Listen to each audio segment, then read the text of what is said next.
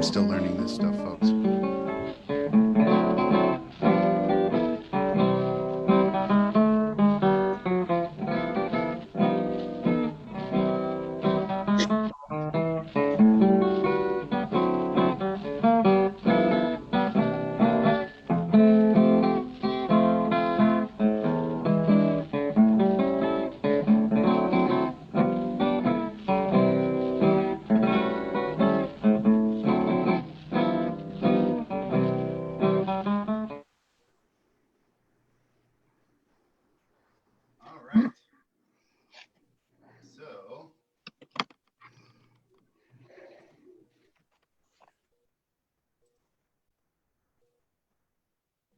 All right.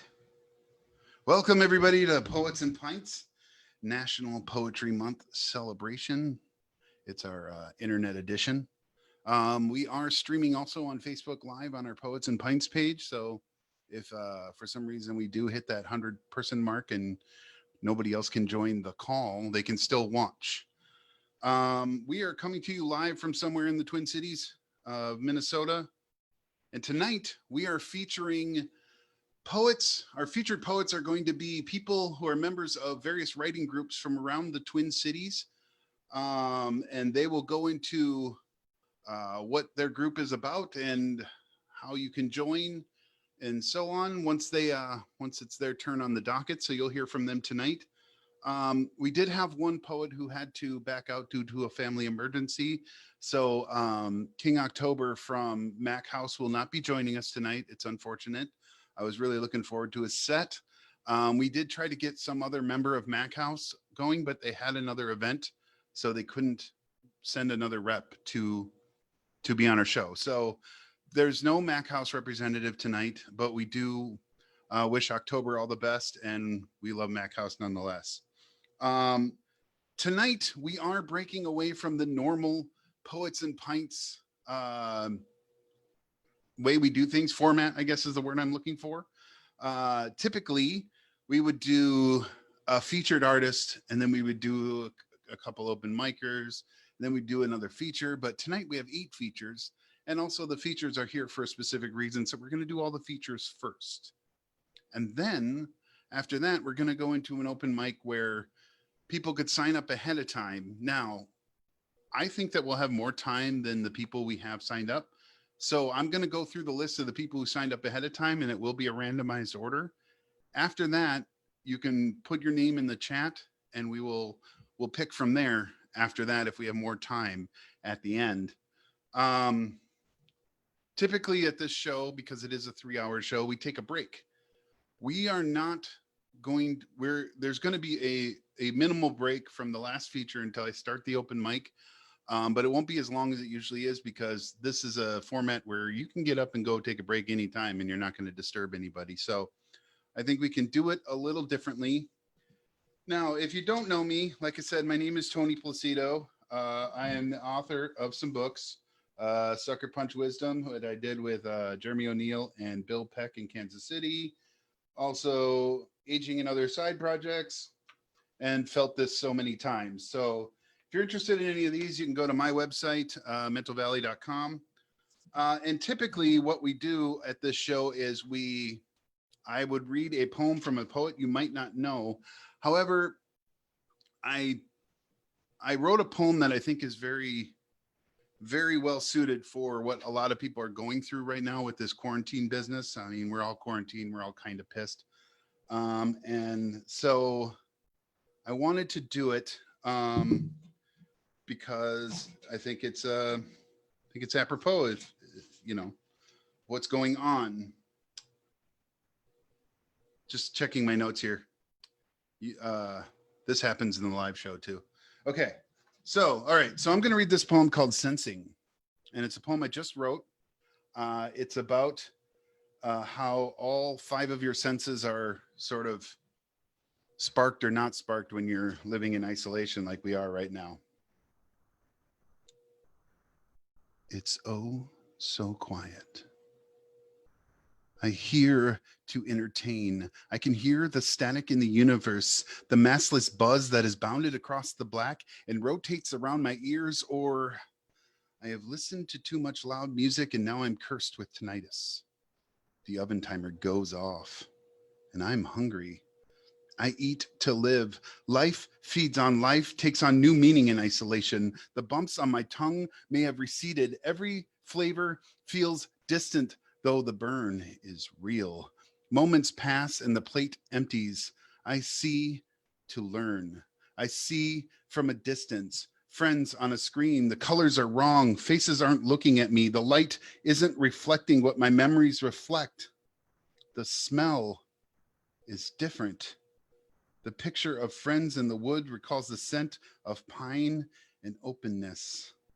I smell to decide the safety of my surroundings.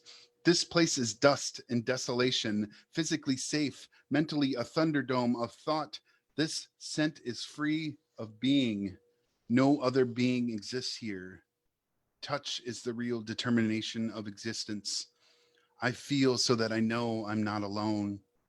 I haven't felt touch in too long. My skin cells have begun reaching for it. They stretch until their metaphorical muscles are pulled. They attempt to reach out through phone calls and correspondence. A breeze brings my head around, hoping to see a face, even if danger followed close.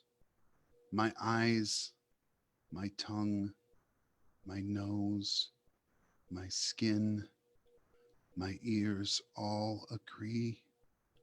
It's oh so quiet.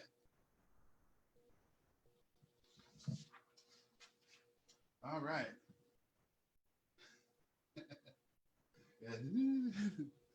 Okay. So let me make sure I don't have any other pertinent information. I said that we're streaming on Facebook. Peter's helping me out with the chat tonight. So, you know, if you put things on there, I might not see it right away. I'll get a text or something from Peter. And so just know there's a slight delay. And then during the presentation, like I said, I'm going to have you muted just because if you forget to mute, it could be a big distraction for a poet. But I will unmute when they are done. That's why I asked the poets to tell me when they have one more poem. So without further ado, let's get into the bio portion. Wait, that sounds wrong. The artist bio portion. Charlie Curry. Mr. Charles Patterson Curry, or CPC, is a retired consultant, teacher, business owner, and financial officer in the Community of Christ, as well as a poet. His work has appeared in the Community of Christ Herald, Minnesota Zoo Tracks, engagementminnesota.com, and the Conundrum Engine Literary Review. Charlie remains active as a vocational minister and financial officer for several interfaith organizations. He won his first prize in a Dakota County Library poetry contest. Oh, you know what? I'm sorry, Charlie. I forgot about Peter. We were going to do a thing. I have to pivot. I'm sorry, because I want to do this first. So Peter Stein, if you logged on early enough, you were watching his artwork. It's Dissonance on Ice. It's a series of photographs of ice, essentially. And I wanted him to talk about it as well as go into, he has one little short poem about it, or that's related to it. So I wanted to get to him first because he's helping out the rest of the night. And he's also the president of the League of Minnesota Poets, which is a parent organization of this show. So let me get him on here. Where are you, Peter? Alphabetized. Great. All right, Peter, you should. Oh, there you go. Okay. Hello. There you go. Thank you, Tony. And thanks for having me on. Obviously, it's a little bit different to be the visual artist for an event that's online, but hopefully you check out the slideshow Tony has going, and you can also go to www.steinographer.com. I'll put that in the chat as well too. But I wanted to start off with a poem based on one of my pieces. And if you look at my photography, a lot of it is abstract photos of ice. I take walks on Lake Nokomis when it's frozen and take pictures. There's all sorts of weird formations and stuff that come out of it, and it's quite fascinating to me, and hopefully other people enjoy it as well too. And I would also like to say that if you do look at the photos and are inspired to write something about a photograph, I'm trying to get a ekphrastic page going as well too. And right now, this poem I'm about to read is up there, but I'm willing to take submissions if you are so inspired by a piece, and hope to get that going as well too. So without further ado, here's the piece. Hand of ice.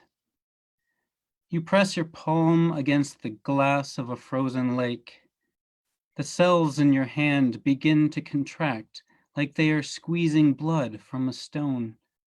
The nerves surge numbness up the spine. This is how it feels to feel compression of data in the brain, blood resisting the urge to solidify. By you, I mean me, alone on the lake. The ice, a conduit to connect the surface tension between a human hand and God, if there is such a thing. How much of this can I take before the gloves go back on?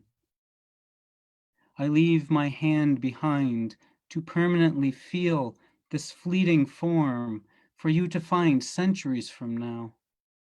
Will you hold it and feel heat? Do you know the cold of molecules slowing to absolute zero, or a beam of star light years away exciting every particle of your body?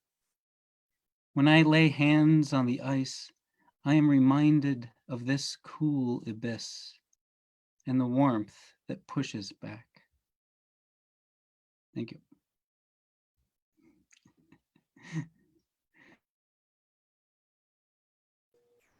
All right, Peter, thank you very much. All right, that's this out of the way. Shameless self-promotion over.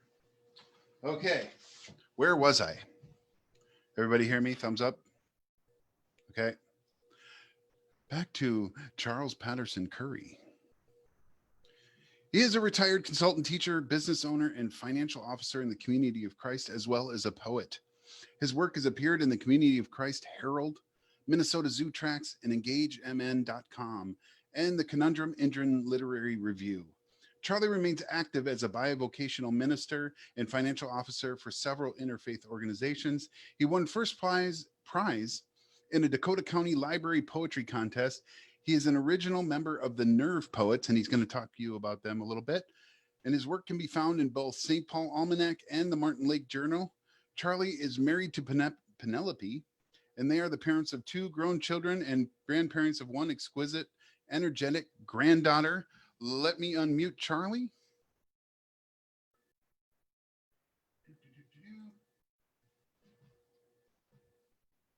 I wish it would work right away. Okay.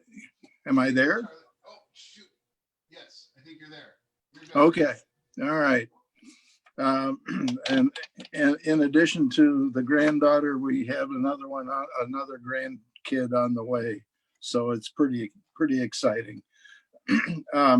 Nerve Poets started in, I think around 2003. We've kind of lost track of the beginning in terms of time. But Juliet Patterson, who some of you might know of, was teaching at the Loft at the time and asked several of us if we wanted to gather afterwards and start the journey of trying to study it. And several of us agreed, and we've been in existence ever since. There are 3 of us who are the original folk left. There's me,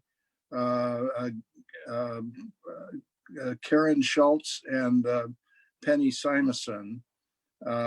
We also have Mike Steger and Kay Welsh if we were to do this, we would surround the Twin Cities, because none of us live anywhere close to either any of the rest of us.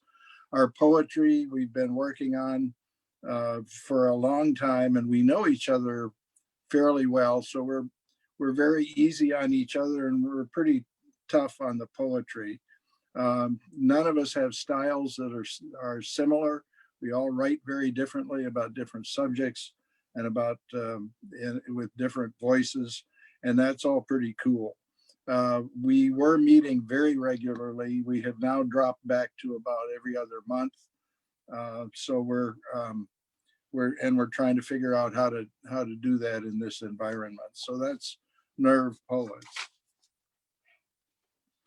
I have three, or I have one, two. Got three poems for you. One is very recent and is awfully rough, also about this time of separation. It's called Getting By. There is a way past the anxiety of staying distant from one another, of outdoor activity reduced to solitary walks, and navigating odd definitions of essential. You may have seen the startup, as I did, before the rains when the weather reached for spring.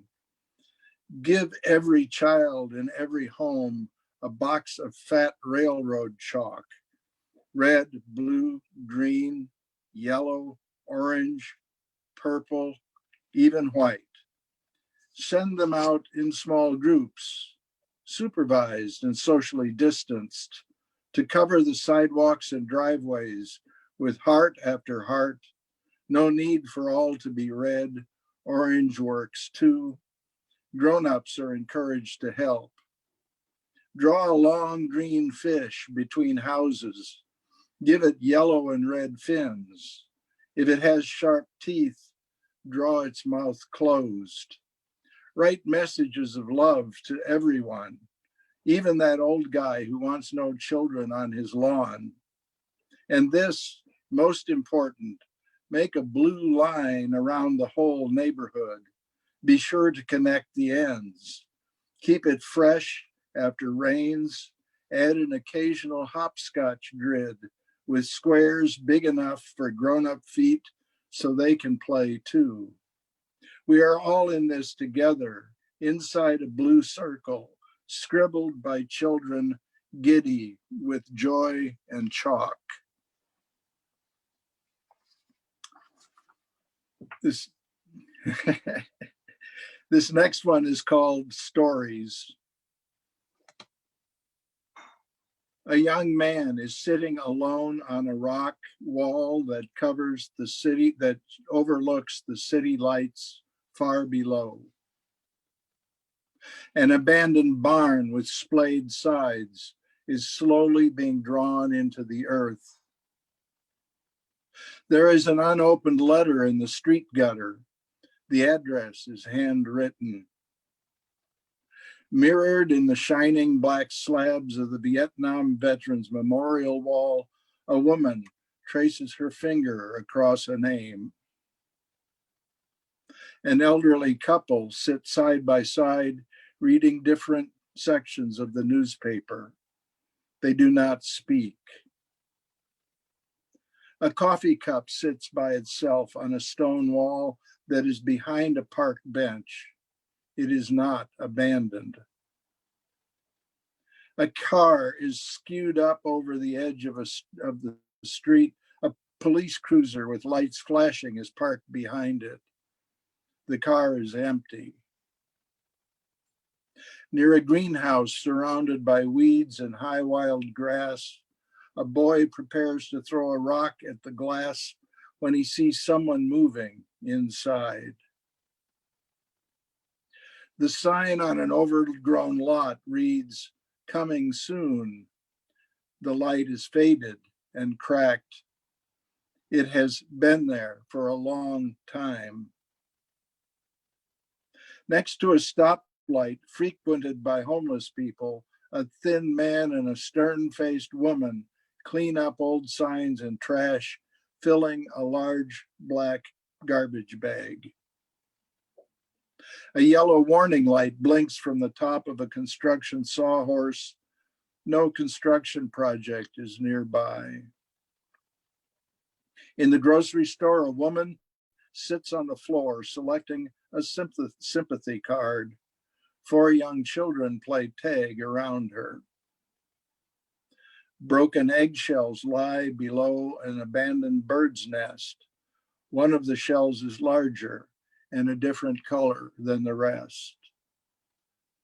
A woman seated in a red plastic lawn chair reads a book. A few feet away, the fox reclines on the grass. In an unused field, an old car perseveres against the elements. 2 small girls hold hands as they skip down the sidewalk toward a group of waiting children.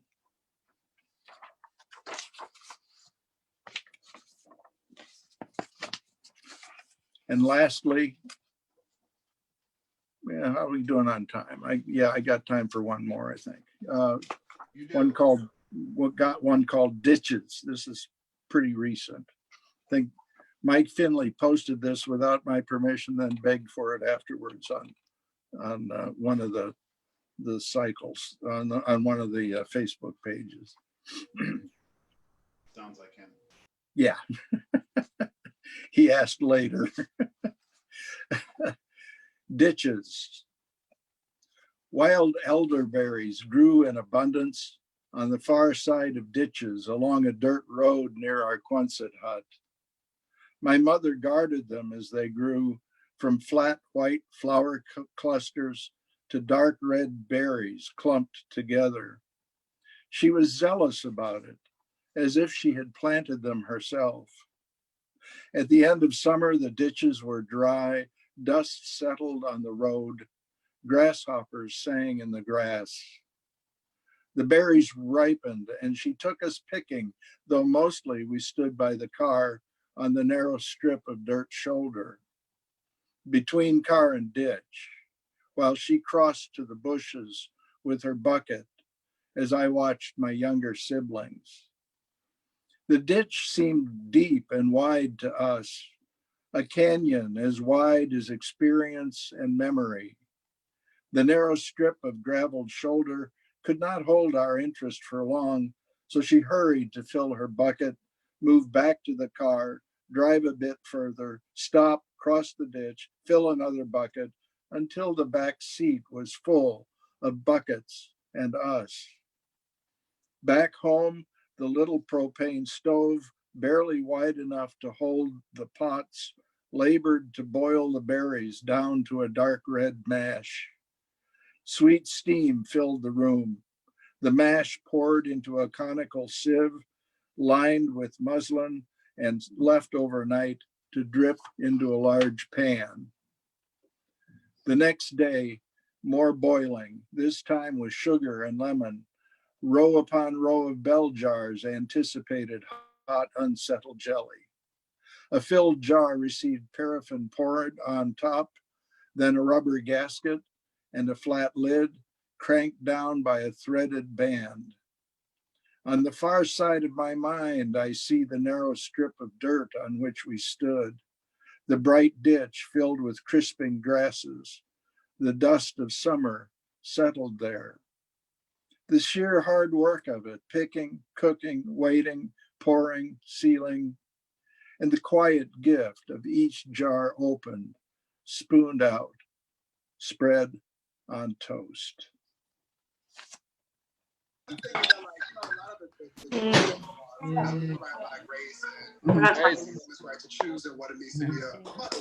Yes, yes. There you go. So that was Charlie.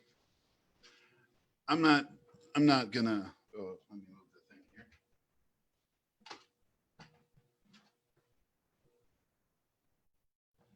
here. I see Charlie like at everything I go to, so I'm always glad to hear him. I mean, I'm not saying he's a fan of mine, but he is at every event that I go to. So Just kidding. All right. I wanted to let everybody know there should be a link in the chat.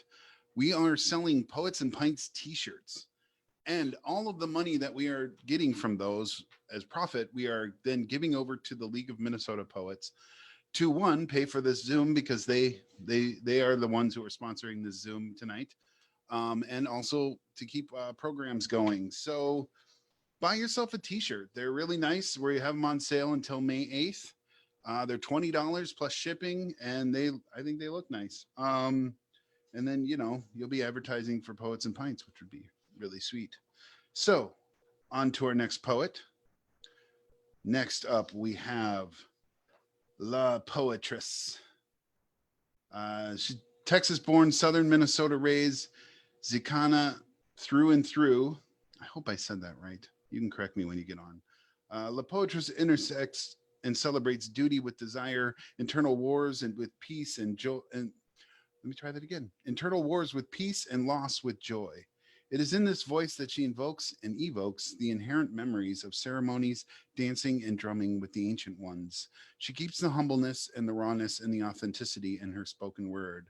Her palabras share how a mother, sister, comadre, and abuelita intersects with their life, with love of family, love of comunidad, to her own love, which she no longer waits for her children to be grown up and a way to be fulfilled. I read that all wrong, and I apologize. La Poetress has done readings in the heart of her cultural roots, Athlon, DF, Wisconsin, Texas, and across the Midwest.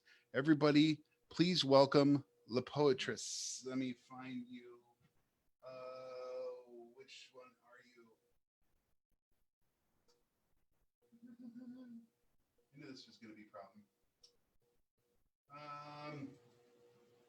Is that your, no, say something, no? Hola. Hola. Oh, you're there. Perfect. Okay, beautiful. Well, thank you, Tony, for that introduction, and great job on you just saying it like it is. Definitely in my poetry, I'll be able to share with you my cultural identity. Tonight, I have the special gift of being accompanied by Britt Howell, Washington, D.C. native, and now living and activating Minneapolis. So she'll be sharing her drumming with me tonight and also with you. First of all, I want to say thank you for this opportunity, but also thank you to everyone online through Facebook, through Zoom, through whatever mode of communication that you have. Don't be quiet. I'm not a quiet person, so send in your response, send in your likes, send in your thoughts, and also your support. So it's during this time that I really have always believed, but especially now, that artists are healers, that it is through the arts and through growing our own food systems that we will survive and thrive, not only with any illness and pandemic, but through any hardship. It's always our artists, our farmers, our indigenous seed savers, our essential workers, and that includes everyone who's taking care of our families and our gente in comunidad. It's also those that are making those policies that are reallocating resources for our community to be served, and so that we can stay home together. And what a beautiful way to be able to share this online. So please support your local artists. Sometimes they're in your own families. And I want to just again say gracias.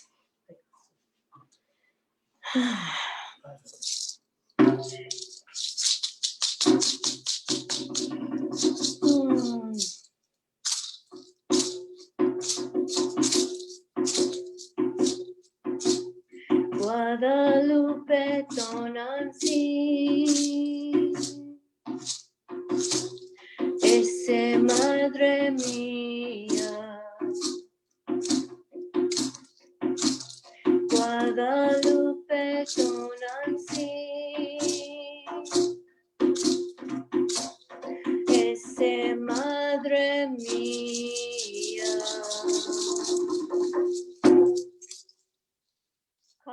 on all of those that are not with us, calling those that are separated and staying home together,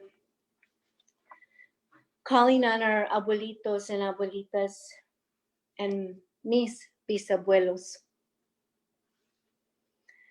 Mis bisabuelos, born in the land where our gente stepped across el rio para compras, buying our daily needs for our casita.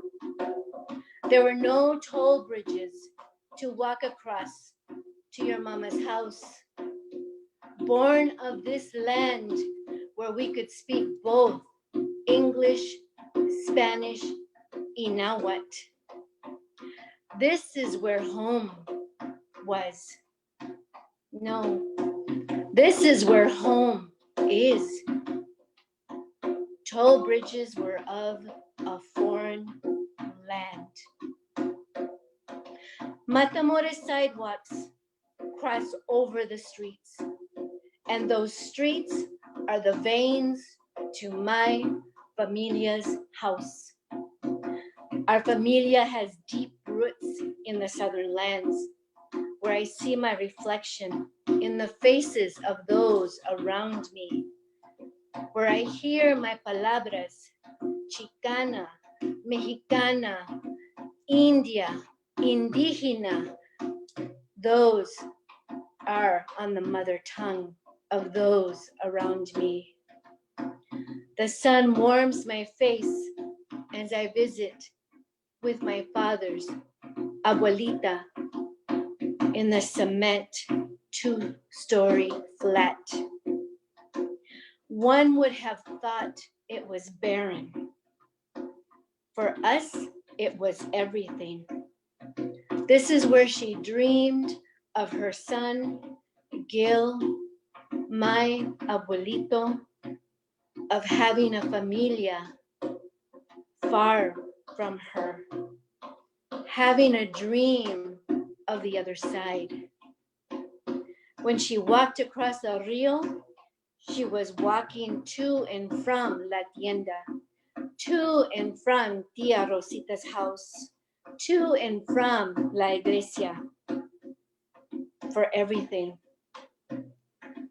I see the strong traces of indigenous legacy of our cultura as she shares her memories of gathering chickens from the backyard to cook dinner for the familia and visitors who came to sit and hear the stories of the past. In my heart, I knew to be reverent of these humble beginnings, as they would be etched not only in my mind, but in my heart. This is the Mexico of my memories. I feel the sun on my back as this land, this tierra, is closer as our gente. We come from the sun. We come from Tonatú. My ama's mother, mi abuelita, mi reina, Micaela. The morning dew falls on her garden flores as we sip on that glorious instant Nescafé, as that is easy for her to prepare, as she prepares cafecito for herself and for you at the age of 93. She is ingrained in El Valle with planted palmas for the winter Texans, while our familias still do not have health insurance. It is in this tourist place is where my abuelito Jesus cooked in the internment camps in Harlingen. A history that has been hidden from the shiny photo books, but stamped in the minds of those who survived. And now, I, as the oldest, firstborn in my family, will carry these memories as I share with my children, as they carry the blood of the dark-skinned warriors. Never was I assumed to be Española, Spaniard, with my indígena, Mexicana features. Growing up feeling hate on people's hearts towards me while holding my head high, knowing the lineage of my people. We are people of this earth. We are healers. We are artists. We are caretakers. We are parents. We are abuelitos, abuelitas, hermanas, hermanos, tías, tíos, children, teachers. We are of this land. We are of the celestial spirit worlds. Mis abuelitos, Jesus, Gil, and now mi papá, Roberto. Your life that you created taught me strength, survival, and forgiveness.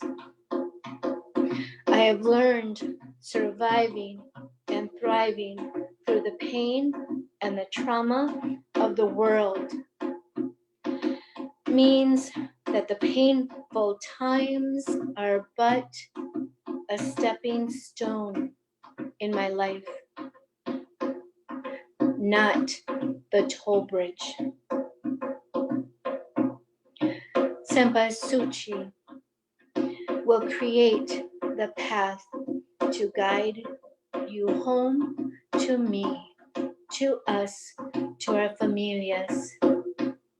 May we bring you honor, strength. Mis bis abuelos, I will see you soon. Honor us, love us, pray for us, care for us. Adelante.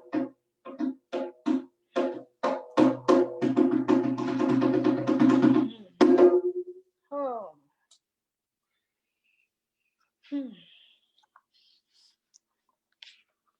So this next one it's a rough take.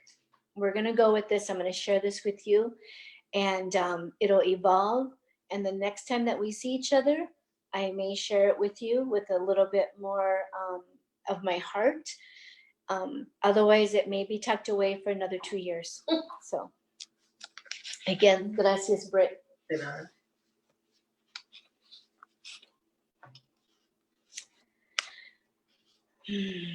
Say their name. Say their name. Say their name. Say their name. Who are the caretakers? Who are the caretakers that are strong as stone, soft as silk? Sing like stars, saying their, no, our names.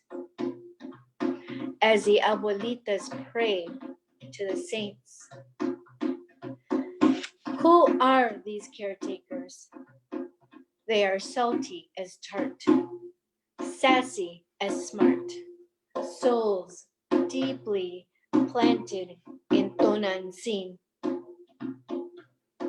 Souls light as they send their prayers. Prayers of protection over all. Prayers of protection over water protectors. language keepers, ceremonial keepers, alma de mujer, mothers and fathers who are taking care of them as nurses, doctors, caretakers, PCAs, firefighters, teachers, who will care for them. Even in these times, we suffer illnesses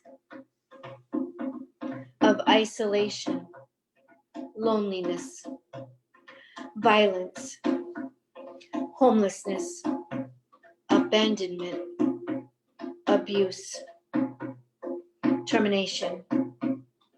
Who will care for you? All the illnesses that hardly are known, but only to those that suffer. Lift each other up. Live as if it's our last chance to heal Mother Earth. Red as sangre, light as our sol, soft as Metzli Luna, strong as stone, soft as silk. Look around you, be blessed, be embracing. Look among us, for it is just a few moments of time. Take care of those that love you. Take care of those that cannot love you. Take care of those that are healers.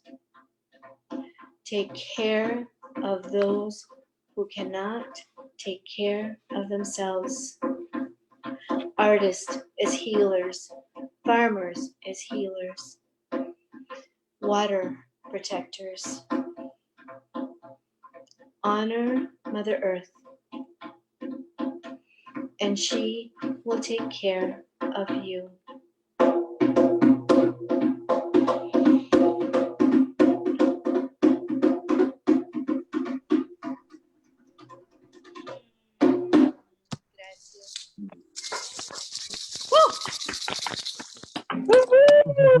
Thank you very much. Very cool. Ooh, Thank leave you. me in. That was amazing. Thank you. I Thank always you. encourage you to look at the chat too. A lot of people make comments for you. Oh, there's a little Oh, bit in this one. Brett. thank you. I love it. Thank you. All right.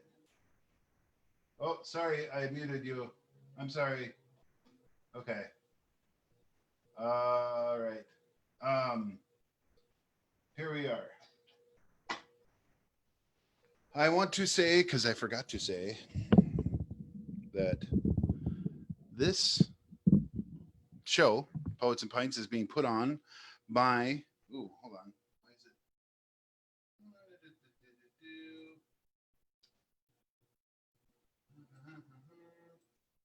Sorry. Sorry. Why doesn't it switch to me on the speaker? Oh, there we go. Hello. Should.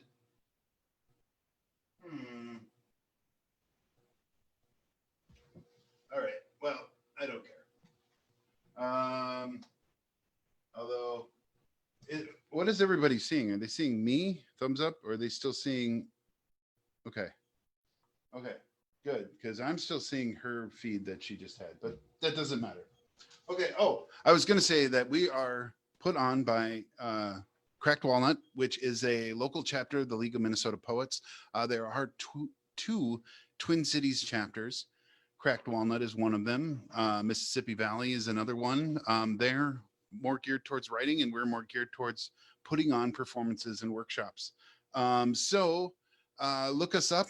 We have information on mnpoets.org, which is the League of Minnesota Poets website, but we also have our own website, which is crackedwalnut.com /poets and pints, or just look at all of Cracked Walnut because there's a lot of good information on there, and I worked really hard on the website, so that's a little bit for me.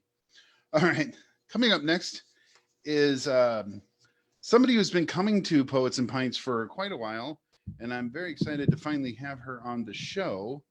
Her name's Alli Marie. She's been a member of the League of Minnesota Poets and the Diamond Poets for the past 2 years. Her writing reflects anything around the sun. After traveling the world, she believes we all have a unique perspective and a common story worth sharing. There's no better way than through the arts. She's not sure how she feels about doing a Zoom performance, but looks forward to getting back to Poets and Pints at Sisyphus Brewing, as do I. And getting back on stage, as do I. You can find the Diamond Poets at the Diamond Coffee Shop on Central in Northeast Minneapolis every Tuesday from 6 to 8 p.m. or on Facebook at the Diamond Writers Group. Now let me unmute her. All right, how do I take it so that I am the main video? Or no, we don't want me. Oh, Lord.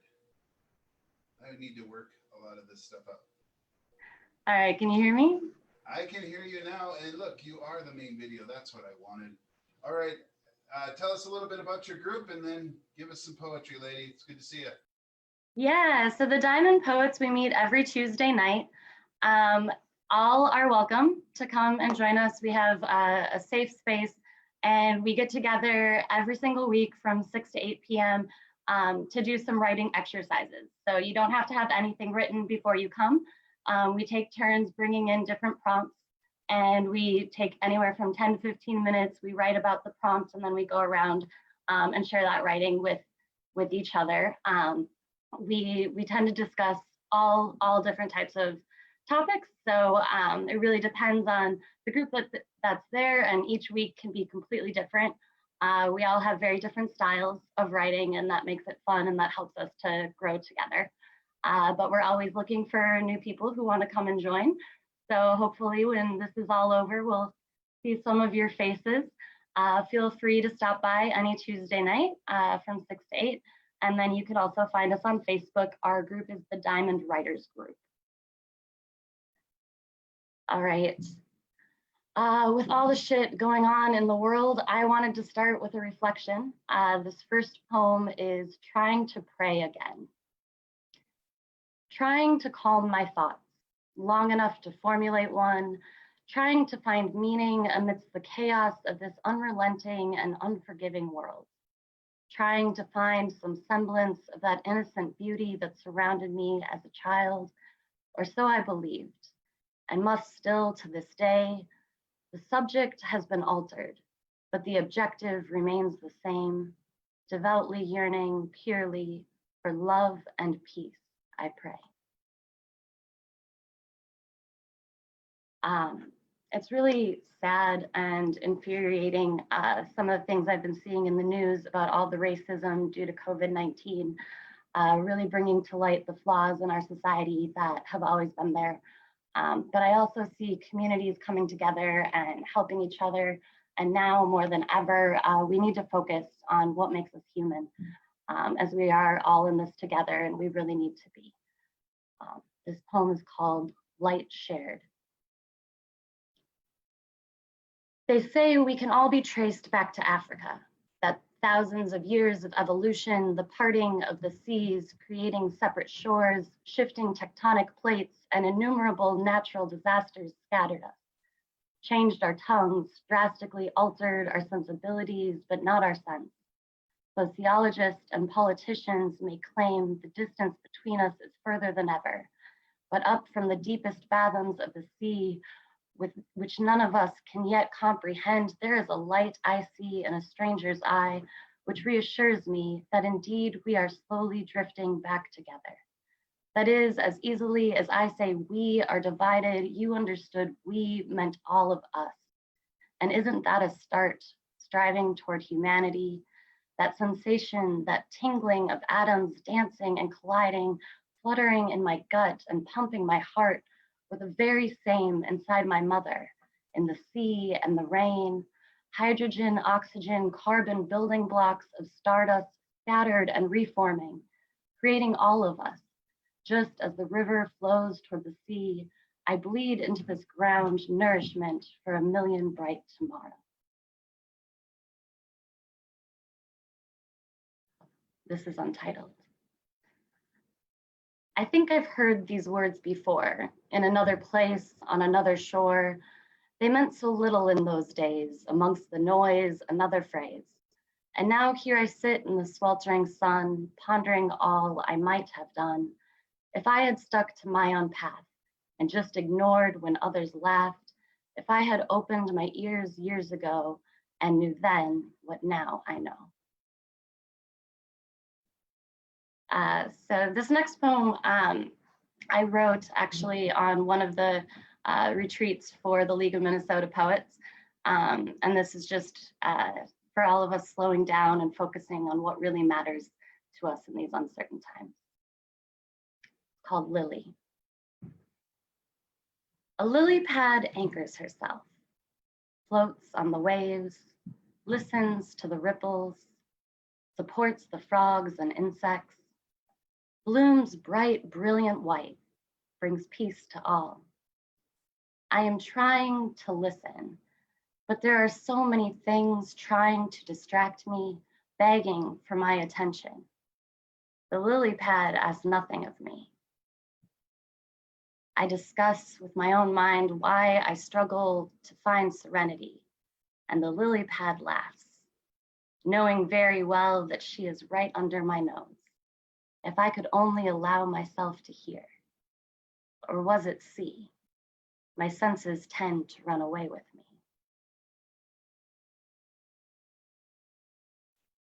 Eggshell. I am not the early morning loon or the stealthy night owl, much less the lofty eagle swooping down, talons outstretched into the lake, picking up an afternoon snack. I feel a bit more sunfish, seeking shade amongst the weeds. I am pink salmon swimming upstream. There was a time I was a duckling, lost on the side of the road, dreaming of the life of a sea turtle, swimming alongside the Great Barrier Reef. However, my spirit is trying on new skin. Like a snail finds a new shell, some days I am distant echo, faint reminder of a song.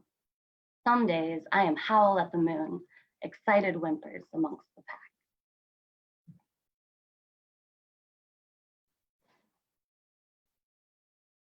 Respiration. Take a deep drag. Let the cigarette rest between my longing lips. Hope the filter does its job, just enough. I fix my eyes on a leaf or a blade of grass and relax my hands and let the clouds of smoke rise up out from my lungs, escape the cavern of my throat and float up towards the sky, winding their way up towards the giants in the distance, and my eyes float up with them, toward the light shining from the heavens. How can such a serene act be self-harm? How can I pretend it's only harming myself? As I press the smoldering ash into the soil below me and hope the earth only shares the tingling sensation against our lips and not the burning in our chest. Thirst.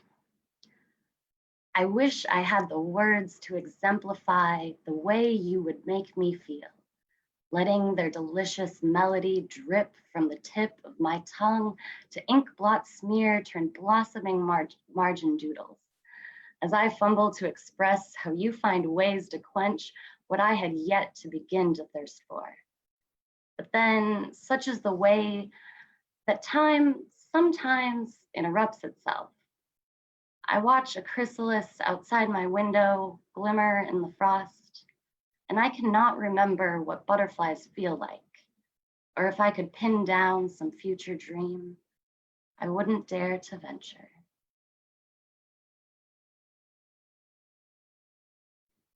full moon in Pisces. Shut the door, shut the windows, shut my eyes, trying as best I can to find that closure. Diving down into the depths, testing how long I can hold my breath.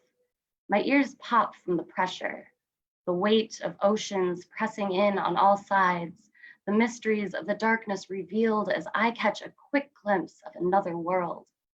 Gasping as I resurface, the warm rays of sunshine splashing over me. I was right where I belonged from the start. How seldom we concede this until the end. How can we find closure if we have not first allowed ourselves to be completely open? Static. I am still searching for that place I feel home. But as I stretch my boundaries, home is less a building or town, but more of a safe zone. Less a geographical location and more a state of mind. I am trying to listen to the frequencies not as easily comprehensible when I am not tuned in. I have trouble adjusting my antenna. And while I'm out of tune with my reality, I learn to ignore the static. There is so much interference in this life. As I orbit the self I used to be, I imagine my own bubble getting larger. Like ripples in a pond, I expand as I sink deeper into that place where I can recharge. My energy's a fading star, still a burning flame, still a guiding light, if only for myself to return home to.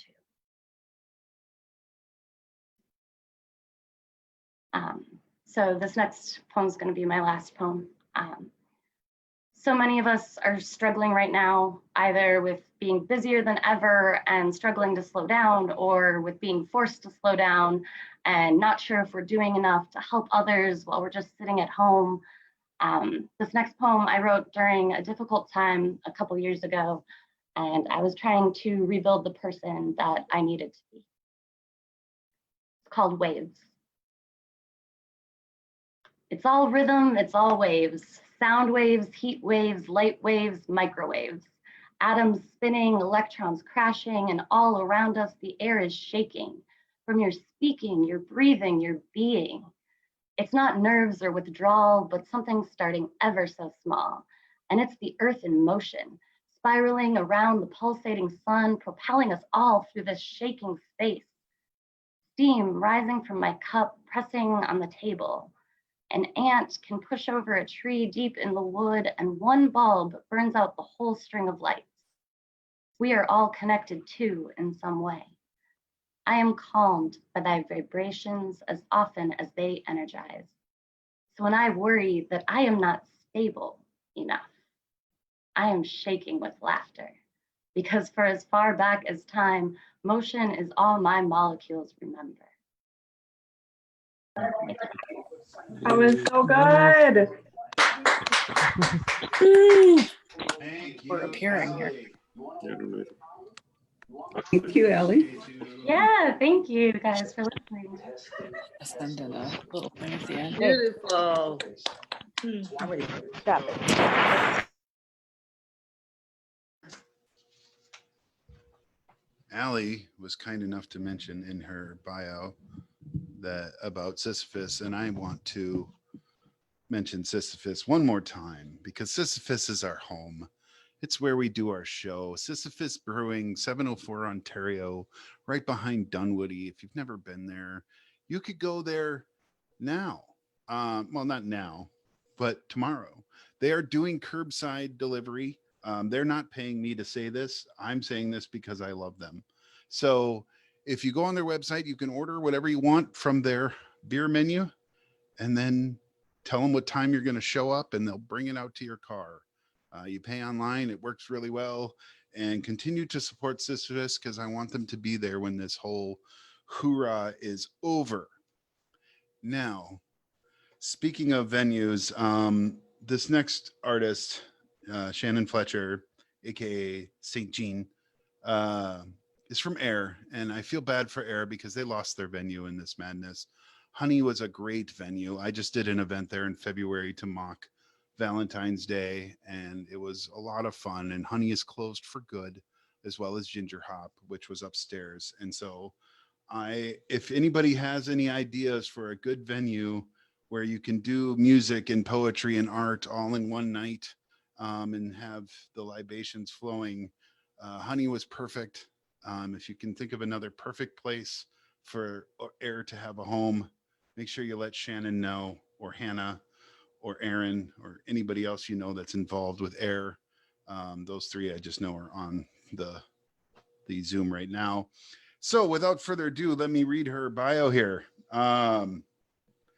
Shannon Fletcher, aka St. Jean, is a poet, bookmaker, and organizer living as close as she financially can to a lake in Minneapolis, Minnesota.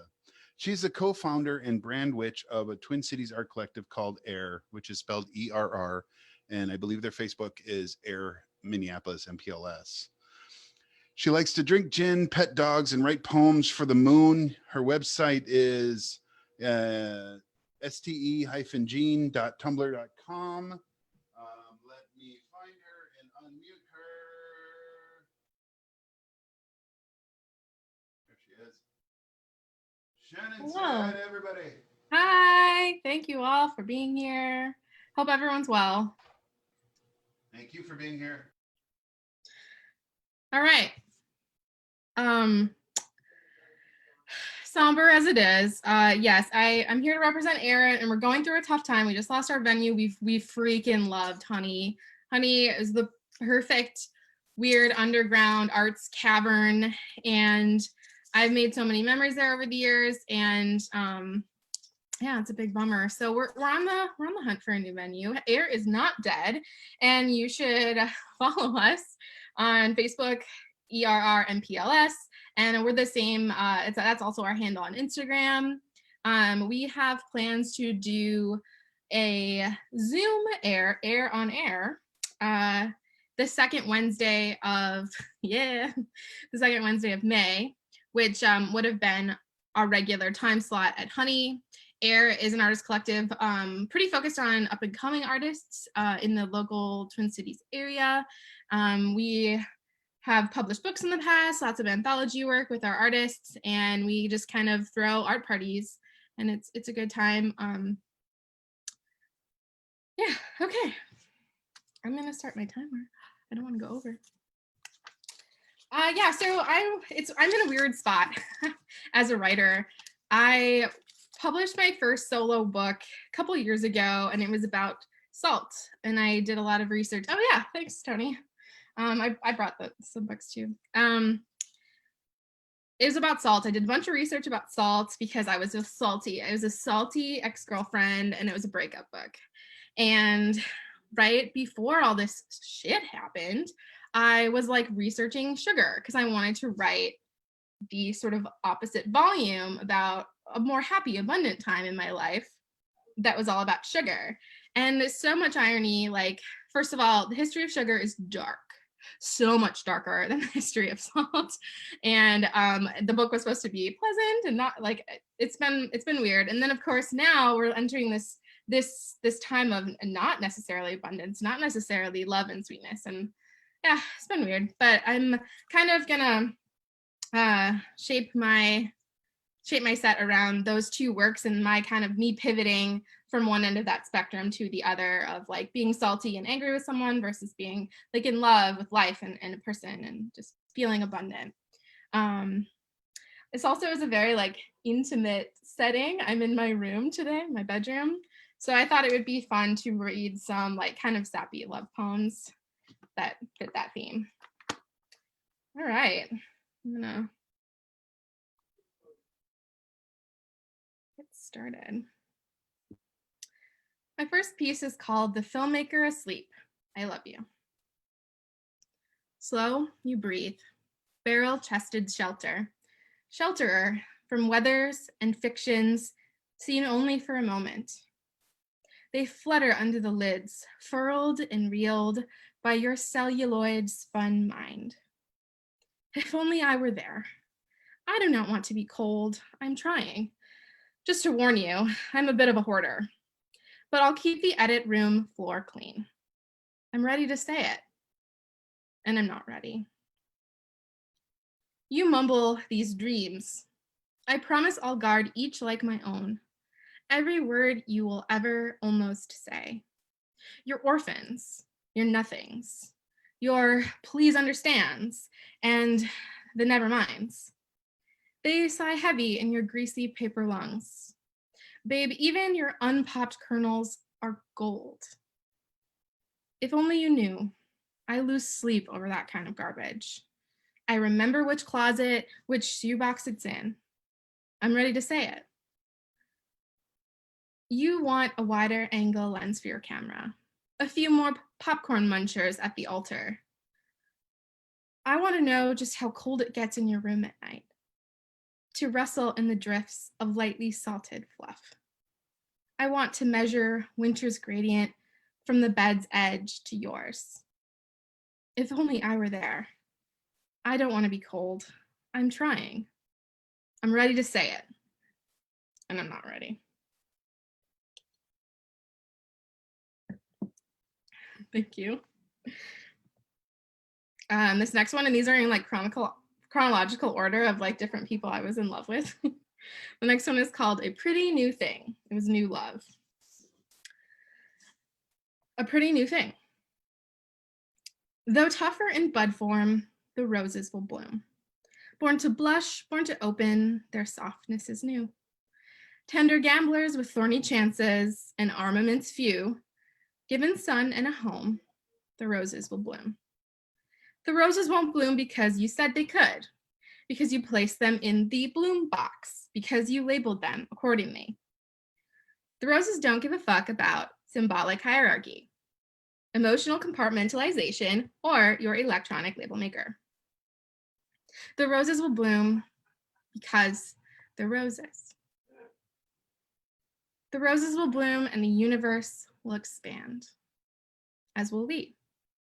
Tomorrow, matter will have made space, as can we. Space for a rose bush and a half. Thank you. Yeah.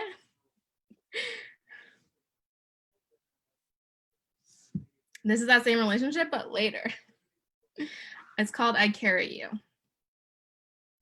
Good morning, my dear, whispered sleep steam drifts loft as lids lift with the rising of the light. Another paper day, another paper cup, another paper way to be with you apart. And this, my paper heart, floods dark with warm, liquescent love. There's no whiskey, we're no water. In inky bus stop gulpfuls, I carry us near my heart. Sip this, my darling, warm, prosthetic patience. We are soft with the poor, but not so with the cream. Love cupped, care crafted, smooth brewed. A steady and stimulant. It's a simple chemistry. I'll take you bitter, I'll take you sweet, with the smooch of sugar, with a squeeze of cream. Through misty mornings colds and colder, I carry us, just so, just so. We don't have much, but $3 buys enough. Subtle magic from the ground of the ground. We can stay up all night, taking mug after mug, not alone on the bus. I swig again, a soothing knowledge. We're no whiskey, we're no water. We are just what I need.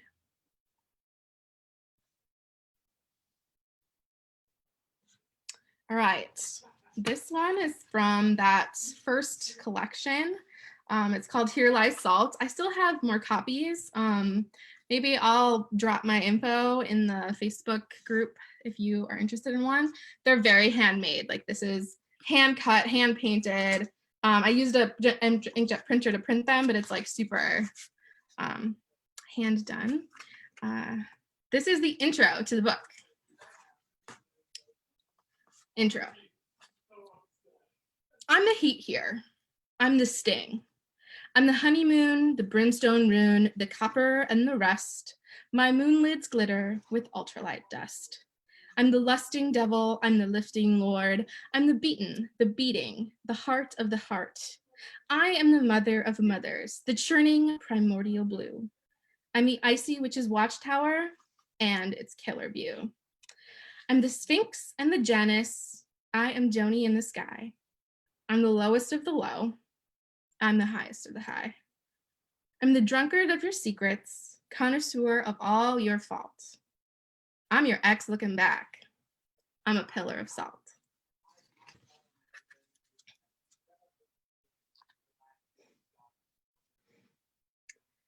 All right, this is gonna be my last piece. Let's go to that shift towards the sweeter side of things. It's called The Green Toothbrush. After the long day and the longer commute spent steeping in my aching, my anger and corporate ennui, I climb the stairs, toss the keys, and beeline to the bathroom.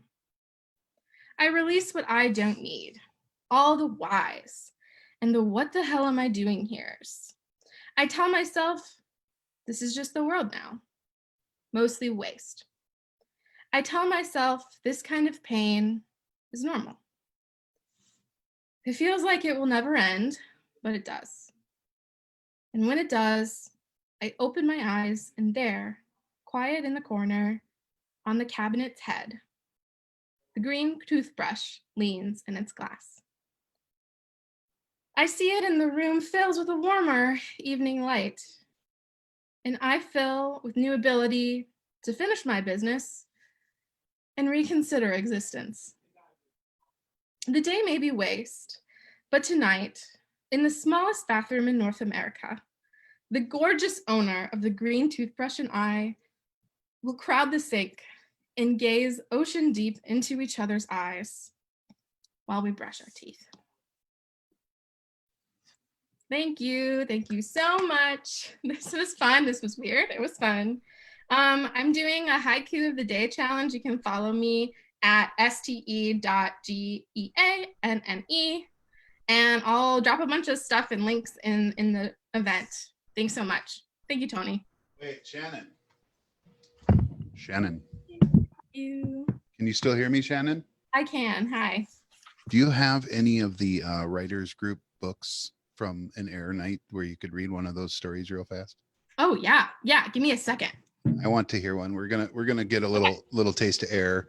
So while she's getting it, basically there would be a little writing group before the show would start where all of us would sit around the table and just start a story based on tarot cards that she drew. And you'd write just a couple of sentences and pass it around, and then you'd write a few more sentences and they turned into stories. And she always picked the most coherent one or the funniest one. I don't know what her criteria really was, but then she'd read one of them. So we're gonna have her read one of them right now because I want to. I just grabbed a stack. I have all these notebooks that I bring to every show. Here we go. I wish I knew what your handwriting looked like so I could pick one that you had participated in. Let me see. Well, I want to say it's atrocious, but there's a lot of atrocious handwriting. Yeah, artists aren't necessarily great.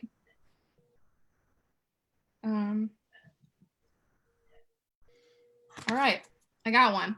I don't remember if it's good, so please bear with me. It's not supposed to be good. No, these are super spontaneous little ditties we write at air shows as a group before the artists take the stage. Okay, this one was written on March 13th. We drew the 4 of Wands and the 9 of Coins. We used tarot cards to kind of give us a head start here for some themes to work with. It was happy at first, like most things are. She said, I do. We cut the cake. They threw the rice. Aunt Janice got sloppy on the dance floor. Janice, keep your shit together. As no one likes a drunk ass, Tony slurred. Also, a wasted piece of shit. Janice hit the floor like a semi-truck. There was almost a rumble from her 500-pound body. Ripples tore the dance floor apart as family gathered around to watch the horror. The groom, who was standing by his new wife came over to see what the noise was about. Upon seeing his aunt dancing all alone with everyone watching, he ran for the back exit as the floor joists trembled and gave way. All the birds were fleeing their roosts. The clouds came in, cloaking the light of the moon. The ballroom caved in on itself, folding into a burning magmic abyss. Once again, Janice had stolen the show. There we go. Thank you very much. So That's yes, right. You can, you can write a very dark, weird wedding story. Once air is back in session, we will be having a very cool, just like this Zoom event. I'll toss a link for that in this one as well. Thanks again, Good. Tony. I consider Air our sister show. So. Aw. All right. Wait. Okay. Next person. He's waited long enough. I'm very excited to hear this person, Kai Su, because I've never heard him speak poetry before. Kai is an Asian American who enjoys exploring the Asian American identity through reading, writing, and eating Asian cuisine. The website is itskaisu.com. Please, everybody, welcome Kai Su. And let me find you. There you go, Kai. You should be live. Hey, can everybody hear me? I can hear you. Get some thumbs up. Okay, cool. Yeah, I had honestly forgotten what I wrote for my bio, so thank you for reminding me, Tony. Give me 1 sec to get ready. Okay. Yeah, thank you, Tony and Cracked Walnut for inviting us to Poets and Pints. My name is Kai. I'm here as part of Asian American Literary Collective. We aim to support Asian American writers.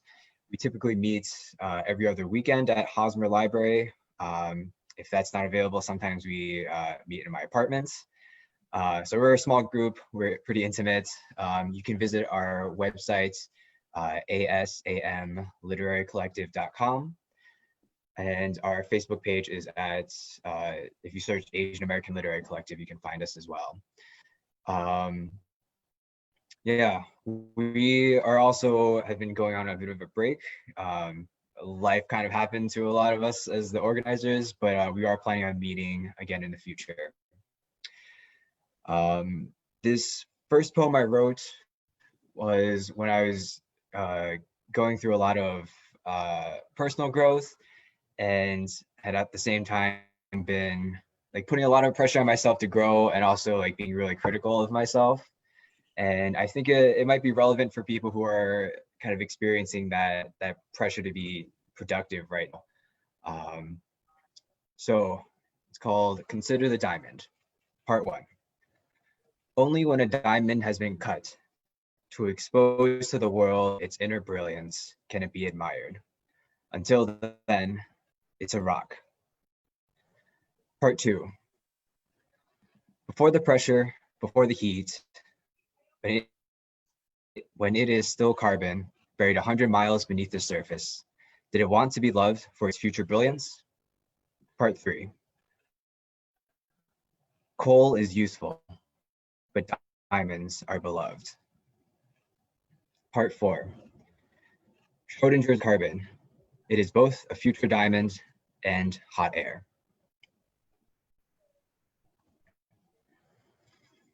This next one is called Scrolling. I'm scrolling and scrolling. Pages don't even exist online anymore. It just keeps going and going, so I can scroll to infinity. I see post after post, violence against my dark-skinned friends, violence against the women in my communities, both unimaginative and insidious. How great our world could be if the diversity and violence was reflected everywhere else. I'm looking and looking, hope, sanity, inspiration. I just keep scrolling and scrolling. Thank you.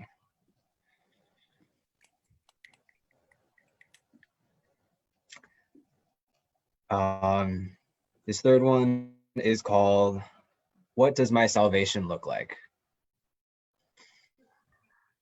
I am Asian. I am an East Asian. I am a cis East Asian. I am a cis and straight East Asian. I am a cis and straight East Asian male. I'm a cis and straight Asian male. I'm a cis and straight male. I'm a cis male. I am male. What does my salvation look like? Thank you. So the goal of that poem was to kind of explore my intersectional identity. Like as an Asian, I'm oftentimes overlooked. I'm made invisible and desexualized. As a male, my preferences and voice have too much representation.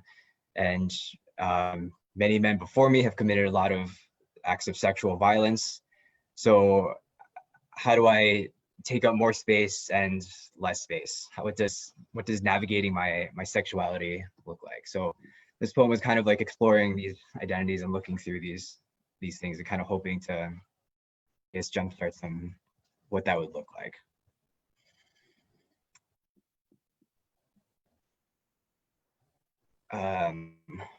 One sec.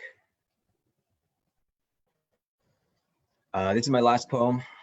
It was inspired when when I was really scared to tell a manager I was working for at the time something, and I was trying to hype myself up. And so I was listening to this motivational speaker named Eric Thomas, aka the preacher, and he said something that I hadn't really heard enough of, and he said, "You matter." And between all the stress and the anxiety I was having and emotions, Eric Thomas telling me that I mattered even though I never met Eric Thomas, I started crying and just like bawling on the bus. But later on, when all of this passed, I wrote this poem kind of inspired by the words "you matter." And I hope you get something out of it. It's called "You Matter." You matter, not because of what you do for other people, your job, grades, or what you make. You dream, therefore you matter. You breathe, therefore you matter. You feel, therefore you matter. Are you hearing what I'm saying? You morally matter, cosmically matter. You simply matter. Thank you very much, everyone. Thank you very much, Tony. Hope everyone has a great night. Take You care. guys have to be quiet. You have to go back upstairs. Emma, take the little girls upstairs. Great job. Great job. Love that one. Thank you very much. Cool, Kai. Say hi. Say hi. Oh, Thank you very much, Kai. I appreciate it. All right.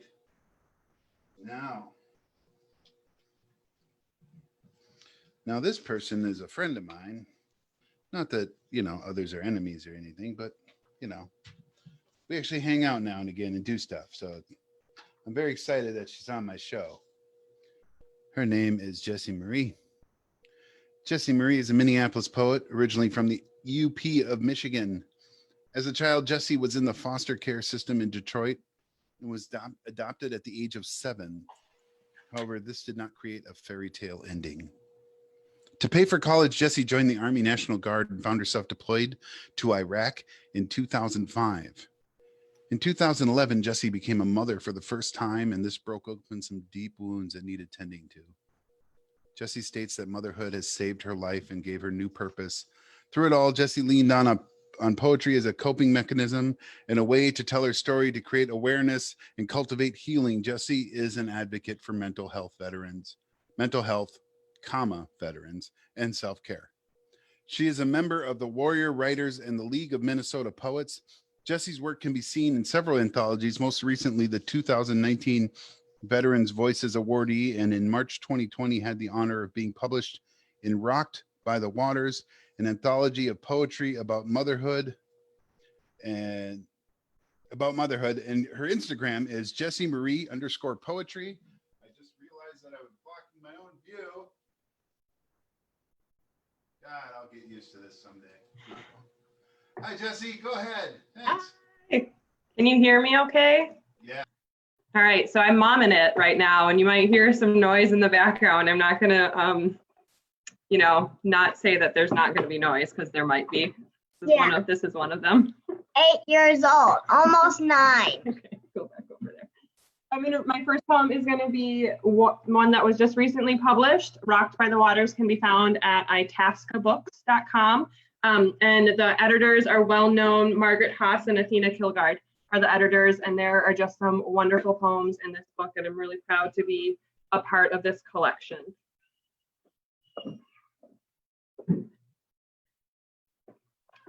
This was a poem that I wrote a couple years ago, actually, like when my oldest was probably 1 or 2, and I wrote it about what it was like having a daughter and becoming a mother. And then since then I've had 2 more daughters, and so it's kind of taken on more meaning throughout the years.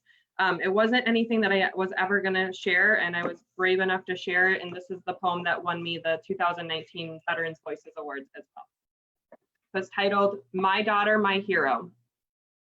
I will not tell my daughter how my childhood left me afraid at night, lying in bed, tucking my patchwork quilt around my small body, making believe it would protect me from an older brother's sexual desires. I will not tell my daughter how I was ignored for being curious, hurt for asking too many questions, punished by being locked in a basement for hours, forgotten in the cold northern Michigan darkness.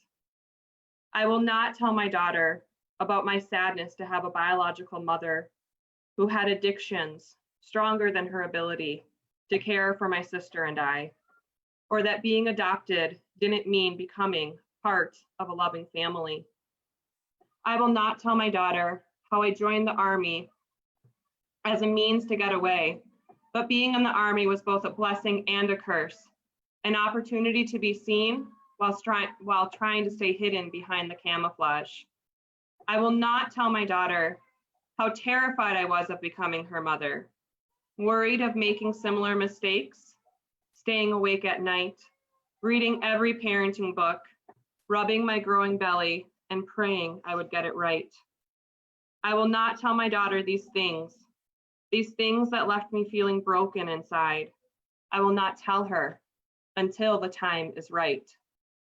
But until then, I will tell her, I love you every chance I can. I will tell my daughter how I hope she grows to have her mother's resilience, to overcome the parts of life that are hard while embracing and accepting the good. I will tell my daughter how I kissed her tiny face above the bridge of her nose because my lips fit perfectly in that space. I will tell her how I sang her wagon wheel and You Are My Sunshine to lull her to sleep. I will tell my daughter that my heart grew when she was born, and for the first time I felt a love so deep that I knew we'd be okay. I will tell my daughter that I will fight for her without question, that the world is hers to explore, that she should never settle for anything less than she deserves, because she is worthy. I will tell my daughter that she is smart, brave, and full of wonder. I will tell her that she has taught me how to be a mother, and being a mother has taught me about love, and together it has helped making me whole. I will tell her how she saved my life.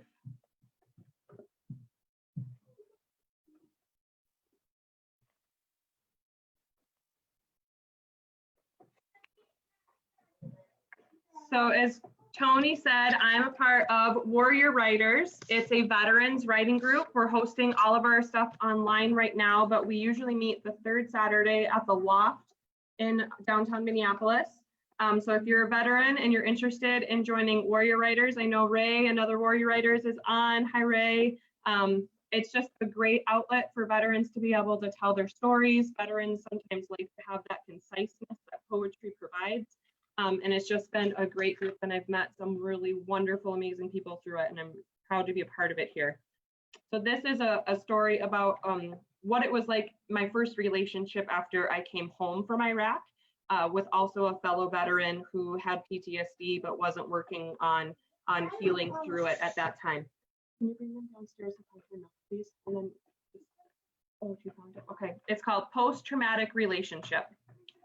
I walked through your dreams at night and met your enemies because you wouldn't touch them. You would wake me and ask me if I knew why you had to shoot. In the morning, as we made coffee, not efficient enough, we would make small talk, pretending that nothing happened. Behind closed blinds and locked doors, you would prop pillows against curtains, blocking any rays of light into the living room so that snipers could not see inside. Inside, where I absorbed your fears and lived your nightmares because you wouldn't touch them. For 3 years, I put aside my own American flag, combat patches, sergeant rank. I put aside my Iraq deployment, my enemies, my scars. Your version of war was different than mine. Frontline combat missions, military intelligence, unknown drop locations and grid coordinates, insurgents raiding for you around every corner and rooftop. I focused on those things that only showed their face at night while you slept. Yet my version of war was not the Girl Scouts, as you casually called it, making it impossible to compare. My war was different, but no less significant. A bicycle-borne IED killed 3 Iraq civilians outside of our gate's front camp, our camp's front gate. I passed their bodies as they were laid out on stretchers in front of the Troop Army Medical Center as I walked my morning route to work. The smell of charred flesh permeated the air. We changed base locations, leaving at 0 to 100 in the morning to be protected by the dark. My group, A through F, left first. Sitting inside the dark Chinook, my comrades fell asleep beside me, not even woken by the enemy missiles flying by. Our eyes met as I looked out in fear, and the Air Force gunner nodded in recognition and returned fire. Becoming a 1 in 5 military sexual trauma statistic, a soldier, but still a girl in a man's world, wearing green and bleeding red, but still unequal. Yes, our war was different, but alike, as we both came back changed, kindred by the ugly truth that war tears apart what arrives, then sends us home, trying to reconnect and mend the pieces that will always remain broken.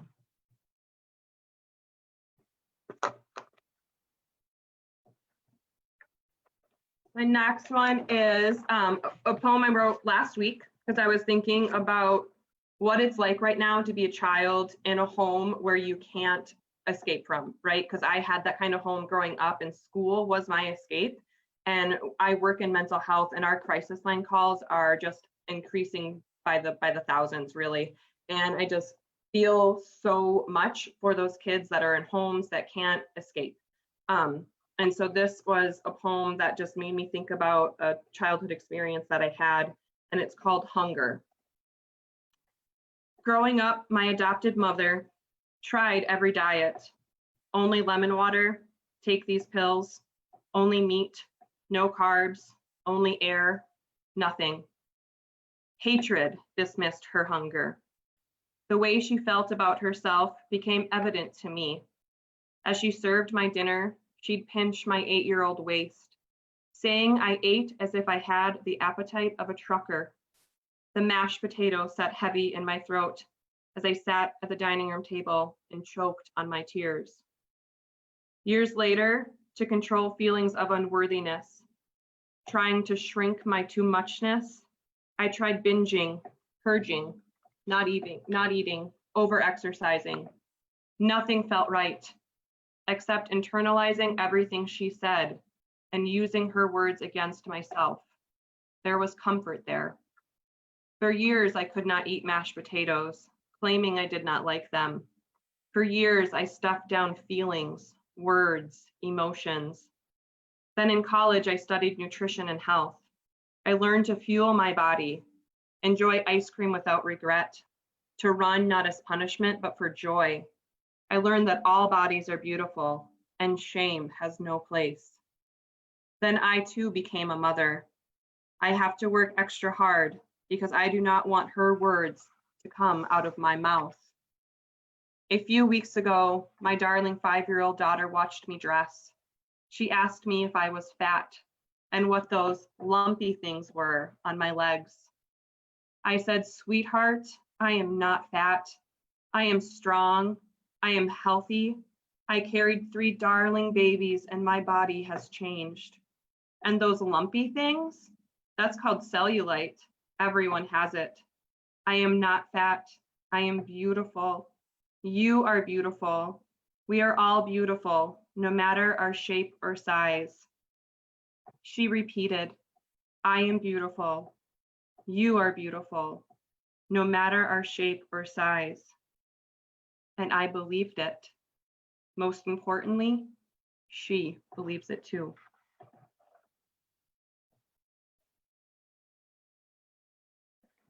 I have a couple small ones. I like that Alli had a poem called The Waves, because I also have a poem called Waves. Thank you, Sarah. This one is called Waves, otherwise known as emotional abuse. You pull me in, then push me out again, a constant state of wondering. You are the waves of the ocean. The weight crushes my bones. An undertow that pulls me into darkness, making it impossible to come up for air. I like to write poems about my children. So here's a really small one, and then I'll read a little bit longer one. This one is an experience I had while I was pregnant with my 3rd child. You know, kids are so perceptive, and they sometimes say things that are just like wild beyond their years. It's crazy. But I had antepartum depression in my 3rd pregnancy, which was really a hard thing to work through. And there was a period of time where I just, you know, would go to work and then come home from work and just cry and cry and cry, and I wasn't eating. And I knew that I needed to do something. I just was really lost, and eventually was able to get out of it and have a really healthy pregnancy. But this is called Be Brave.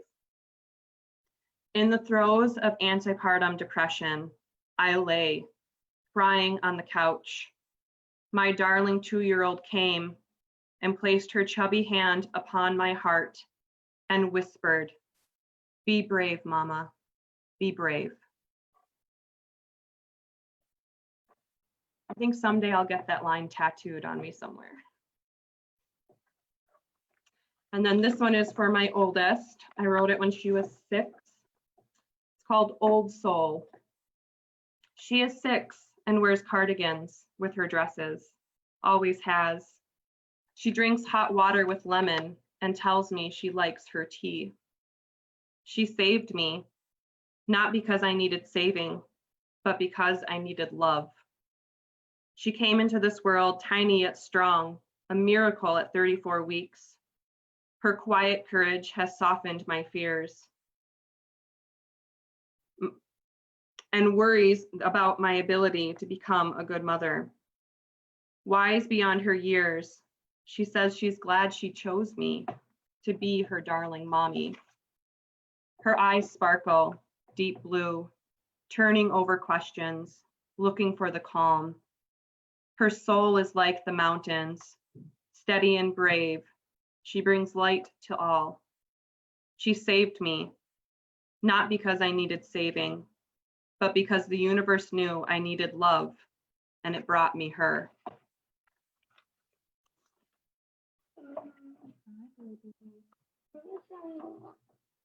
Tony, I lost track of time.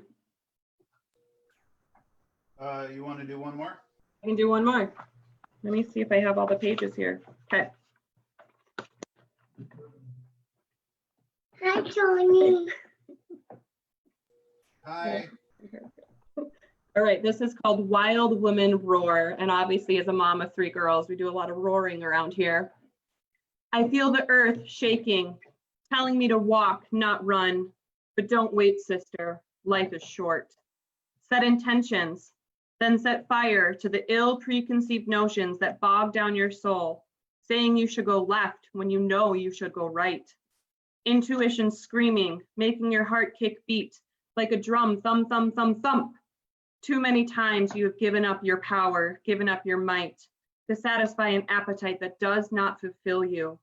Always pouring from an empty cup, realizing as you stare at the cracked dirt beneath your feet that you need another drop. Stop, breathe, listen. You know your worth, and the crown upon your head just needs to be dusted off. Your voice is still there, saying to the people, I am wild. I will change the world. I have borne children who will change the world. I will listen to the innate wisdom given to me by my mother, my grandmother, my great-great-grandmother, and all the mothers who have gone before me, chanting, yelling, praying, strong hands weaving the infinite string that connects us all. I will take my seat at the table. I will rise from the ashes. I am a wild woman, and wild women roar.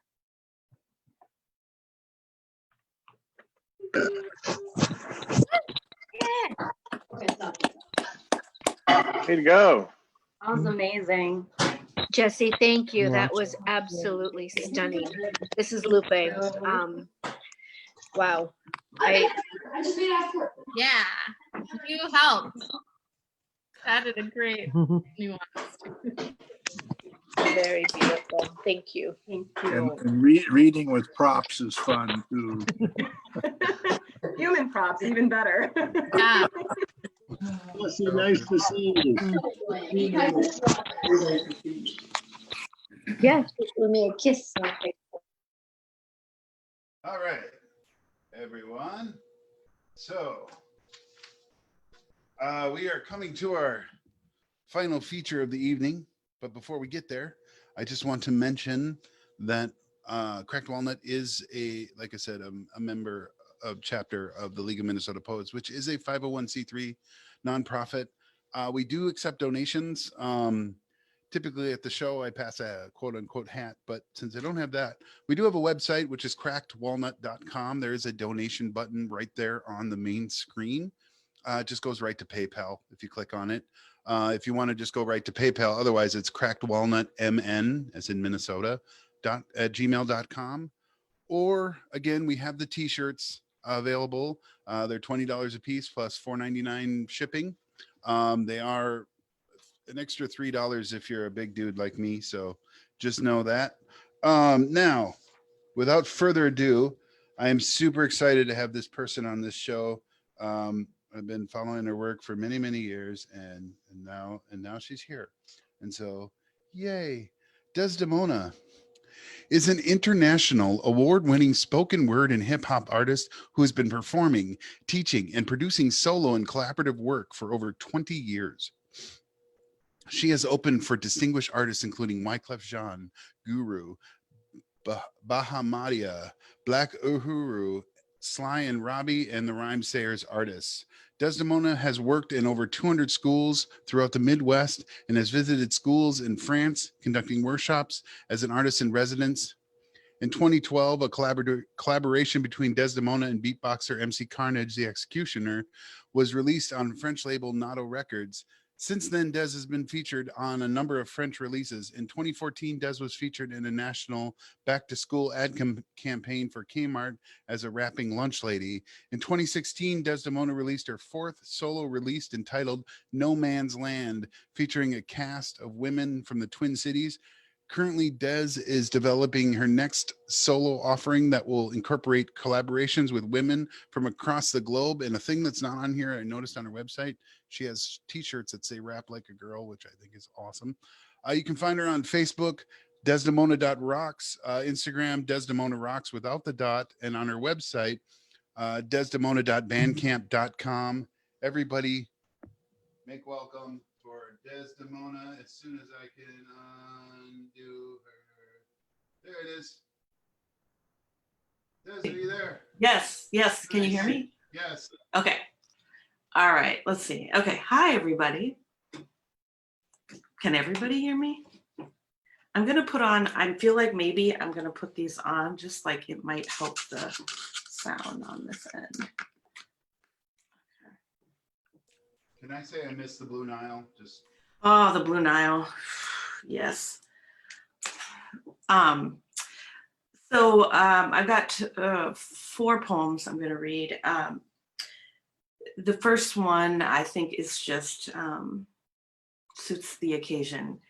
In 2014, I went to the Tucson Poetry Festival in Tucson, Arizona, and there was panel discussions. And well, before I start, I should say a little bit about the organization that I am connected to, right?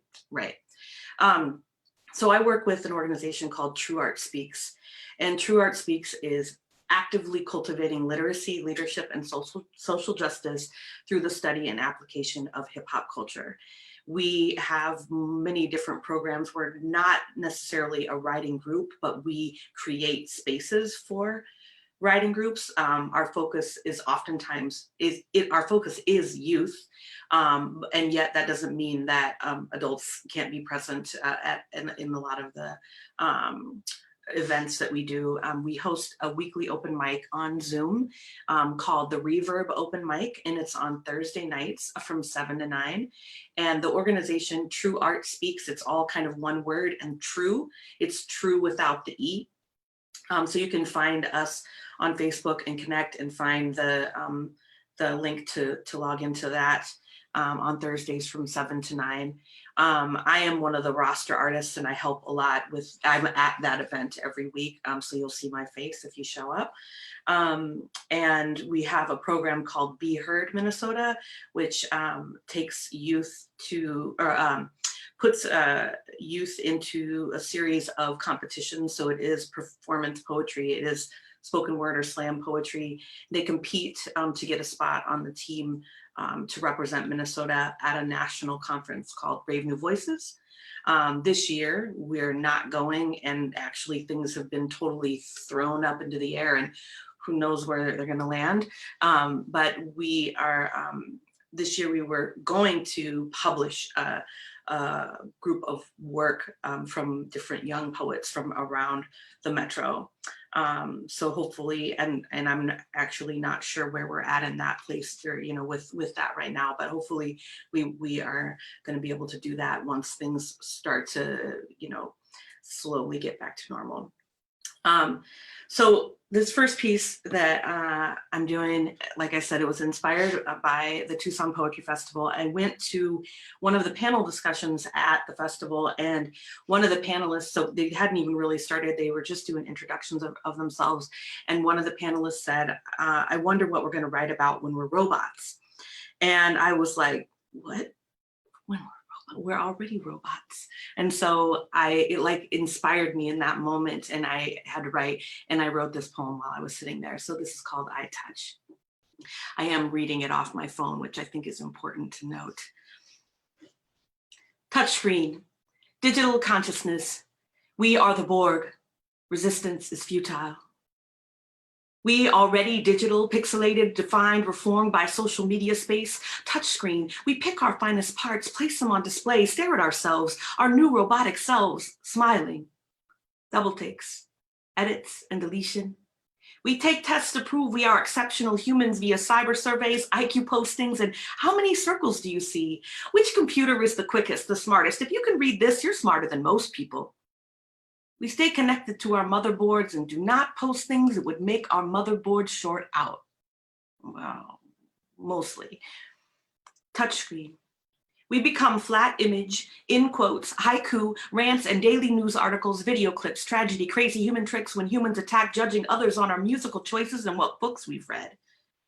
Once, I posted about the Minnesota Lingerie Football League, and this popped up in my comments.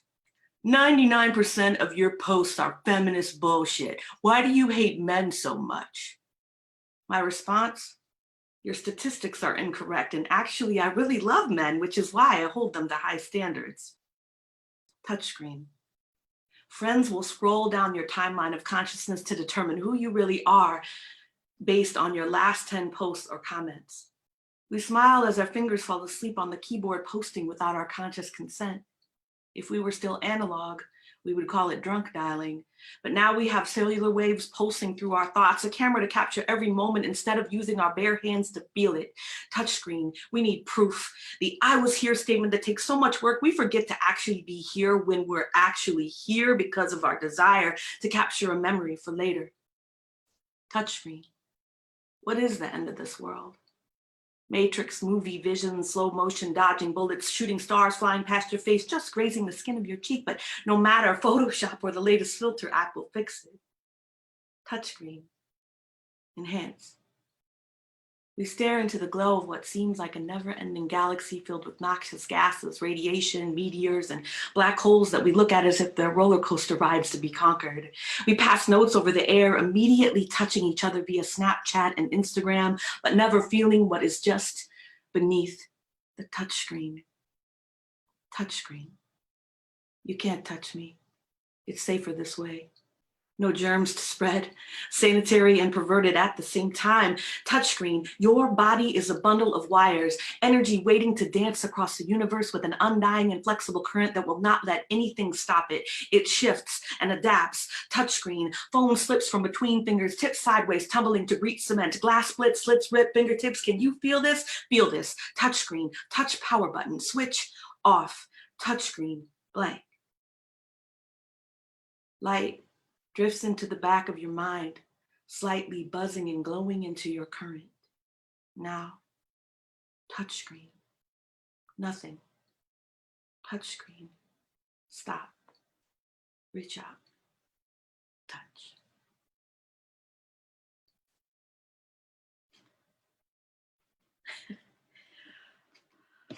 All right. So yes, now I'm experiencing this all of you've already gone that silence afterwards, just like, whoa, it's crazy. All right, so this next one I'm gonna do was a bit of an experiment. I do a lot of work in schools, and I do a lot of work in the realm that I spoke about earlier in the slam realm, and I don't consider myself what people might call like a slam poet. And but I, because of the young people that I work with, I try to make sure that I'm kind of up on like what's happening, you know, with these young writers and what are they writing and how are they writing about it and stuff. And so this poem was, I started it as a free write and then developed it further and sort of incorporated a historical element, a personal element, and this opening element of an idea, and just taking a brief moment to do a little bit of research on this thing to talk about it. So I kind of was very intentional about incorporating those things, and I don't feel like this is my typical poem. So this is called Total Recall. Research says the practice of memorization helps to train the brain to be more receptive to remembering. Committing something to memory promotes neuronal plasticity, the ability to change. What the research doesn't say is that writing and memorization and then sharing these indelible impressions connects us to each other. This reminiscing provides a vehicle for traveling through time, simply through the mind. When my grandfather started to exhibit signs of Alzheimer's, my father would visit him at the nursing home and retell stories my grandfather had told him over the years. My father knew this would trigger memory. Sometimes it only took a few minutes, and sometimes an hour, but for a little while, he could have his dad back. A man who in his prime was a local historian, often going into schools and speaking about the history of Southeast Iowa where he grew up. He would recall places from his childhood that no longer existed. His words would travel back in time and pull people who were long gone into the future. And when he shared, his words triggered the same shift of traveling through time and space for those who listened. He could take you, each word spiraling forward and back, escorting many of us to places we had never been. These words that we know by heart become prayers and therapy for past traumas, reminders of grace, breadcrumbs leading us back to ourselves. Recently, one of the last surviving members of the Tuskegee Airmen died at the age of 99. When I see these notifications in my newsfeed, it gives me a strange sense of dread, as if history is disappearing before our eyes. The last source that could give a firsthand account, gone. I fear that when the last leaves us, we will collectively forget and repeat history, and that some of us already have. This past summer, I visited the National Civil Rights Museum in Memphis, Tennessee. When I walked across the parking lot, pushing through the thick air towards the front of the Lorraine Motel where Martin Luther King Jr. was shot and killed, there on the balcony railing hung a wreath of red and white flowers. Sadness suddenly struck me. I knew that walking through those rooms of exhibits was going to be overwhelming. The building packed to the ceiling with stories, the writing on the walls covered from edge to edge with remnants of history, timelines, and moving pictures. I walked through, immersed in memorial, embellished by the recollection of my own personal history. And one memory that caught me was the story of the 4 girls who were killed in the 16th Street Baptist Church bombing. What I didn't know about that time was that 2 young boys were also killed within 24 hours of the bombing. Or maybe I did know and just forgot. Johnny Robinson, 16, shot by a police officer who claimed that he had only shot a warning shot and that a stray pellet must have killed Robinson. And 13-year-old Virgil Ware, shot in the chest and face by 2 16-year-old white boys while riding on the handlebars of his brother's bike. Both 16-year-old boys only receiving 2 years of probation for the murder. We write these stories down on papers, in books, on walls, because so many of these stories have been suppressed. Some of us need to be reminded, to be moved, to be shaken from our denial, or removed from the privilege that has allowed us to have conveniently forgotten. We cannot remove ourselves from the past. It is running towards us, hands in the air, choking on our dismissal and demanding our attention. The past wants a new story. The past is not dead set on rhyming. It will not settle for collective amnesia. The past is an unadulterated vaccine. We must memorize its ingredients, breathe it, speak it, so that we never choose to repeat it. Let it seep into our veins and know it by heart.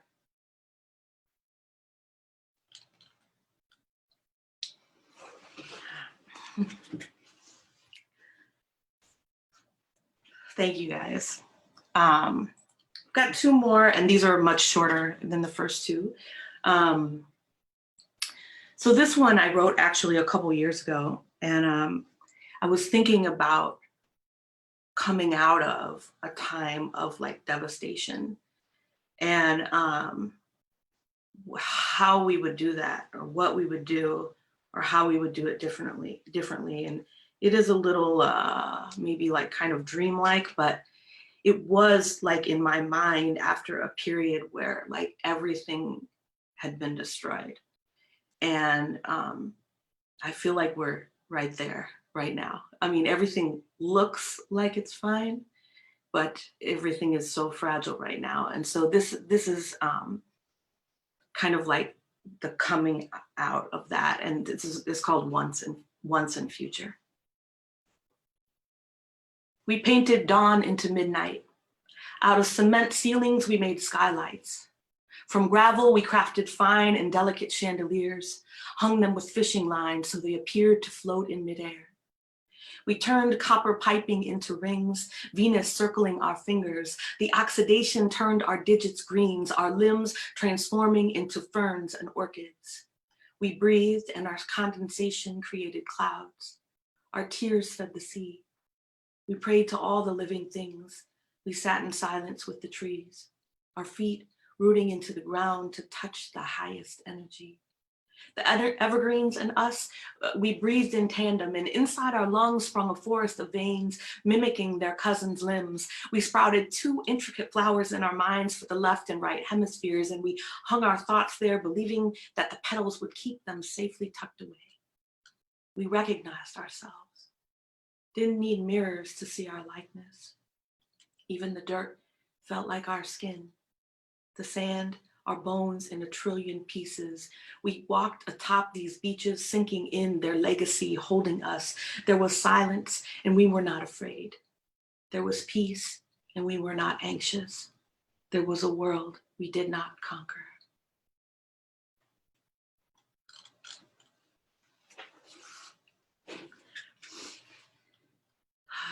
So this next one I wrote a couple weeks ago. It doesn't have a title. April 2nd, I wrote it. And I guess I don't need to talk about it, do I? I went to a poetry reading one time in New York City at the New Eurekan Poets Cafe. And there was this guy who's there, is a regular, and he sits in the back and he's blind. And when a poet gets up and tries to talk about their poem, he's like, just read the damn poem. And so I always think that when I'm trying to describe or talk about what I'm about to do. Okay. Was there ever a time when we were just living? Have you noticed that the clock moves faster when you slow down and there was less to do? Could it be that long before us, time flew by just like it is now? And in an effort to slow it down, we decided to work, to plan, to build, to create games, and these things would slow time, breaking the day into pieces. Now we call them distractions, and they allow us to not hear the ticking, to not feel the rush of time, and sometimes it slows time so much that we are begging for it to speed up. We are living, all of us, as the days melt into each other, feeling hopeless or helpless or listless. Have we all this time been searching for a place, for home, for a spot to rest, for comfort and protection? Have we not stopped and thought to ourselves, this can't be living. This fast-paced, make that money, pay those bills, rack up that debt. This is what success looks like. This can't be living. What does it look like?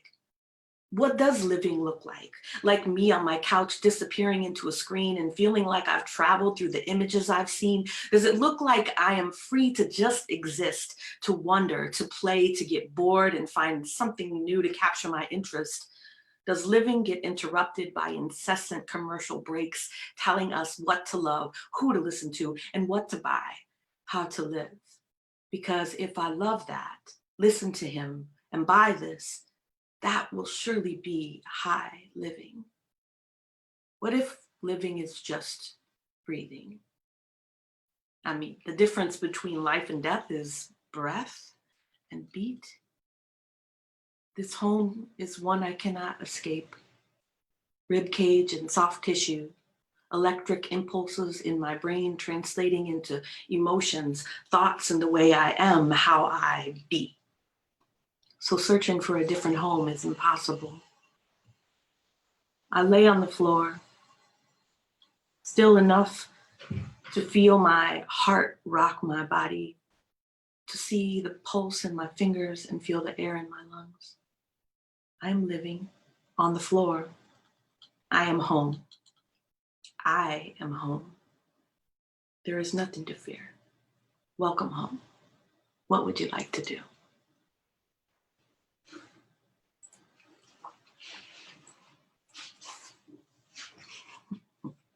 Thank you. I forgot to say that was my last poem, but that was my last poem. Oh. I'm sorry. Let me unmute it so that people can give you some love. Sorry. There you go. Everybody's unmuted.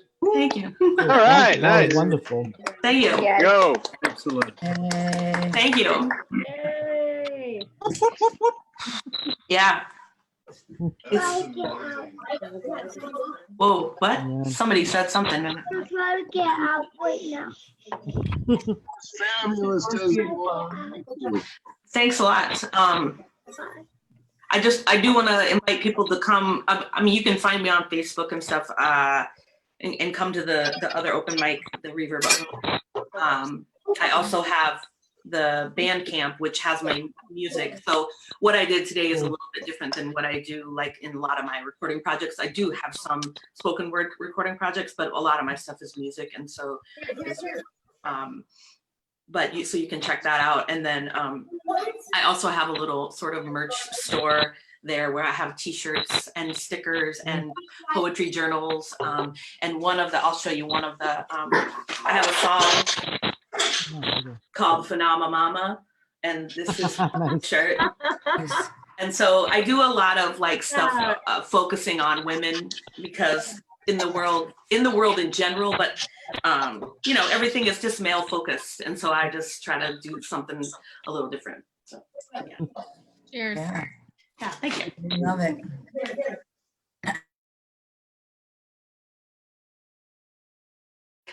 What do I?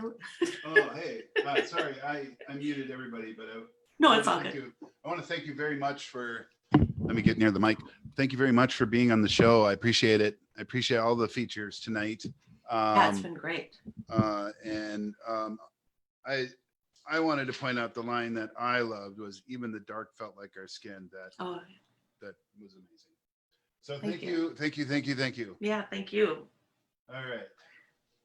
Let me go back to the program here. Okay, everybody. So what we're going to do now, as soon as I remember how to work a computer and not get attacked by a microphone, stop. All right, is I'm going to go back to Peter's thing here. And we're going to play. Life was so depressing, everything went wrong. Okay. But dear, so, what a blessing. We're going to take about a 10-minute break, and then we're going to come back and do the open mic. So go get yourself some drink, something to eat, go to the bathroom, go to sleep, whatever you need to do. This is your time. We'll see you back here in 10 minutes, and then we'll start in on the open mic. And remember, everybody gets one poem, 2 minutes or less. Forever I remain in happy reverie. I've found a thrill again.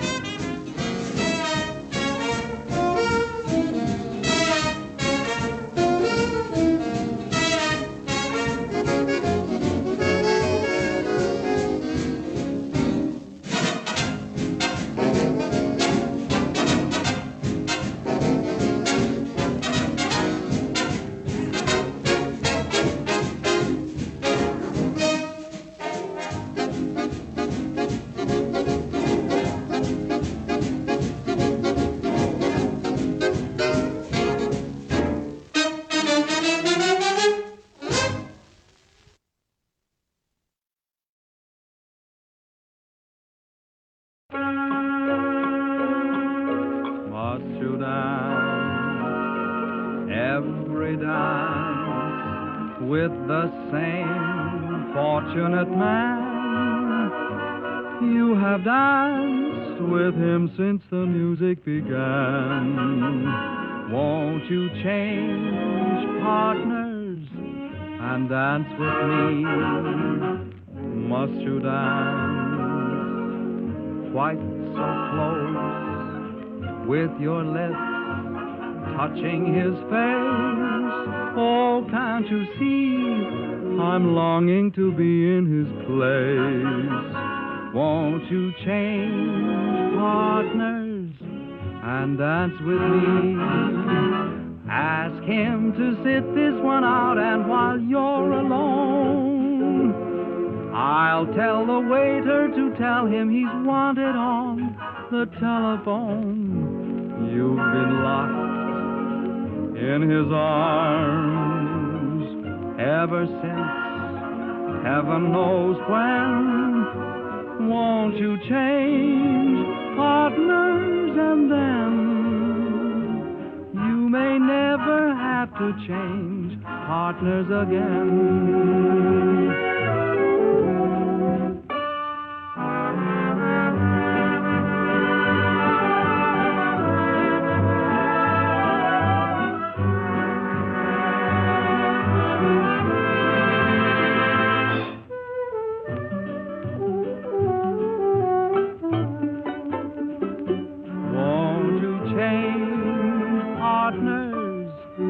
Dance with me.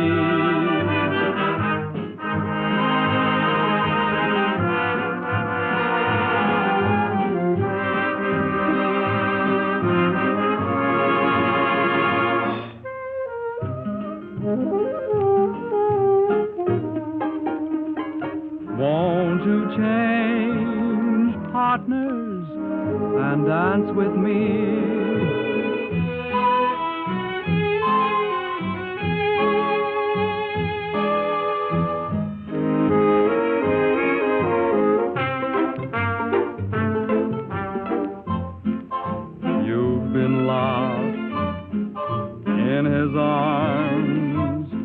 Ever since heaven knows when. Oh, won't you change partners, and then you may never want to change partners again.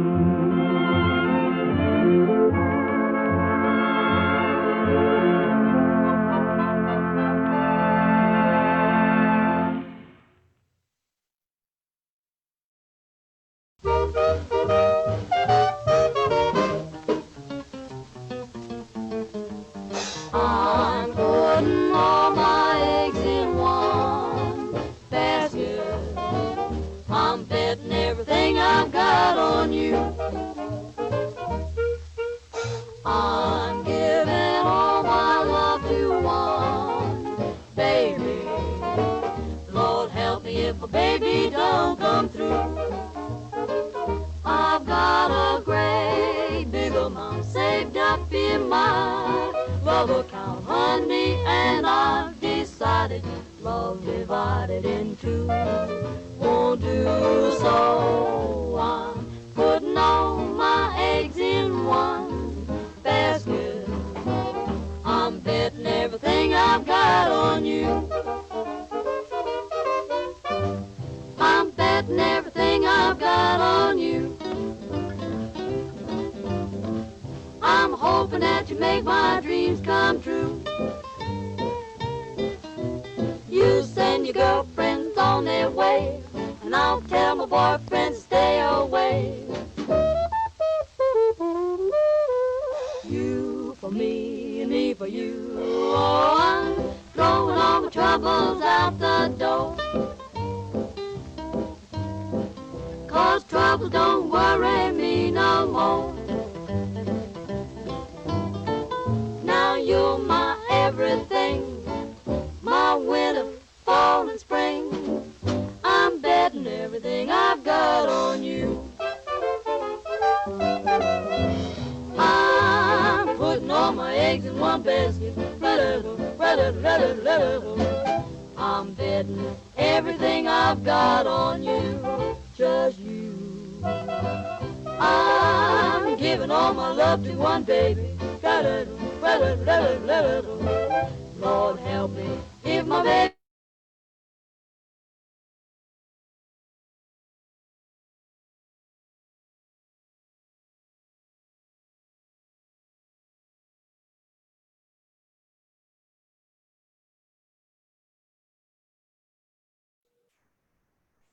Hello, everybody.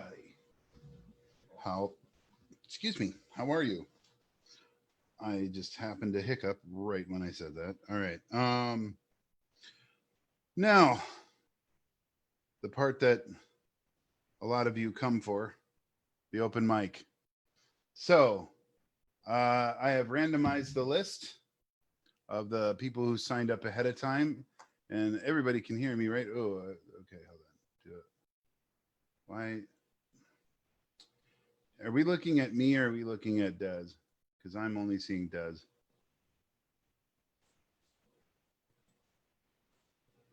Well, whatever. It's not. It could be worse. Could have to look at me. Okay. All right. So here we go.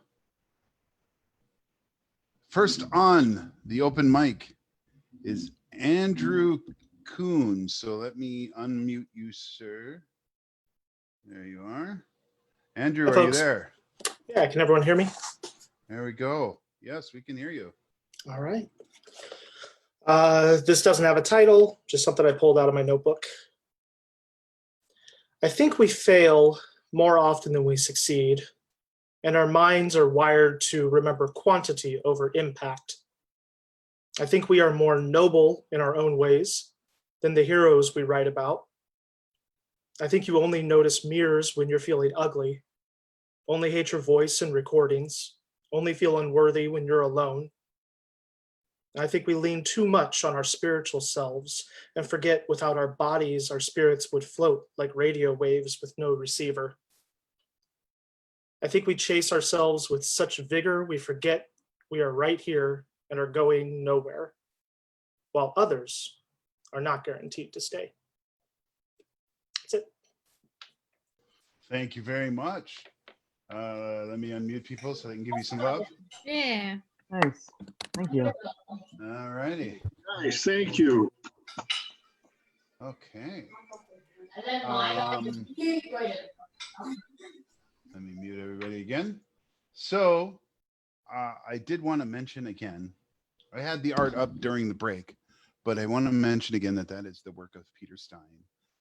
He has been helping out on this call as well. He's the president of the League of Minnesota Poets. He's a very talented photographer as well, an artist. And so that's Steinography. And so don't forget to give him some love about that. All right. Next on our open mic list, we have, I'm going to find you, unmute you, and then say your name. We have Derek Lieberts. All right. Hi, everybody. Can you hear me? Great. Okay. So too often we forget to read the fine print in life. So I guess you can consider this a public service announcement. Poetry, warnings, and side effects. Please note the following important medical information related to reading poems. Poems can cause your blood pressure to spike suddenly to an unsafe level if taken with certain other literary devices. Do not read poems if you consume any media which inhibits empathy, if you are allergic to insight, or if you are frightened by other perspectives. Poetry may be taken in small doses, 5, 7, and 5 minutes apart. Poems can be read with or without food. If you read after a high fat content meal, meanings may take longer to be digested. You may consume poems multiple times. They do not expire. Tell all your friends that you read poems. If you need emergency medical care, it will be important for your healthcare provider to know when you last quoted Dixon. When you read during sexual activity, Stop and get medical help right away if you feel chest pain or epiphany. Reading with your partner will not protect you from sexually transmitted diseases. Heed the voice of your inner child during early drafts.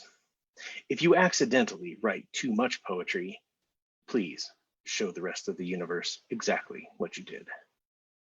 When writing, if your poem lasts longer than 4 hours, stop writing immediately and pick up a red pen. Poems can induce side effects, including vision loss in one or both eyes due to tears, or a sore throat caused by frequent shouting. The most common side effects are social awareness and a rash of joy. Active ingredients of poems include both wry and dry wit, salty cinquains, and nouns masquerading as verbs. Inactive ingredients are not found in poetry. Everything is moving. Thanks. Yeah. Fun. Love it. I love it.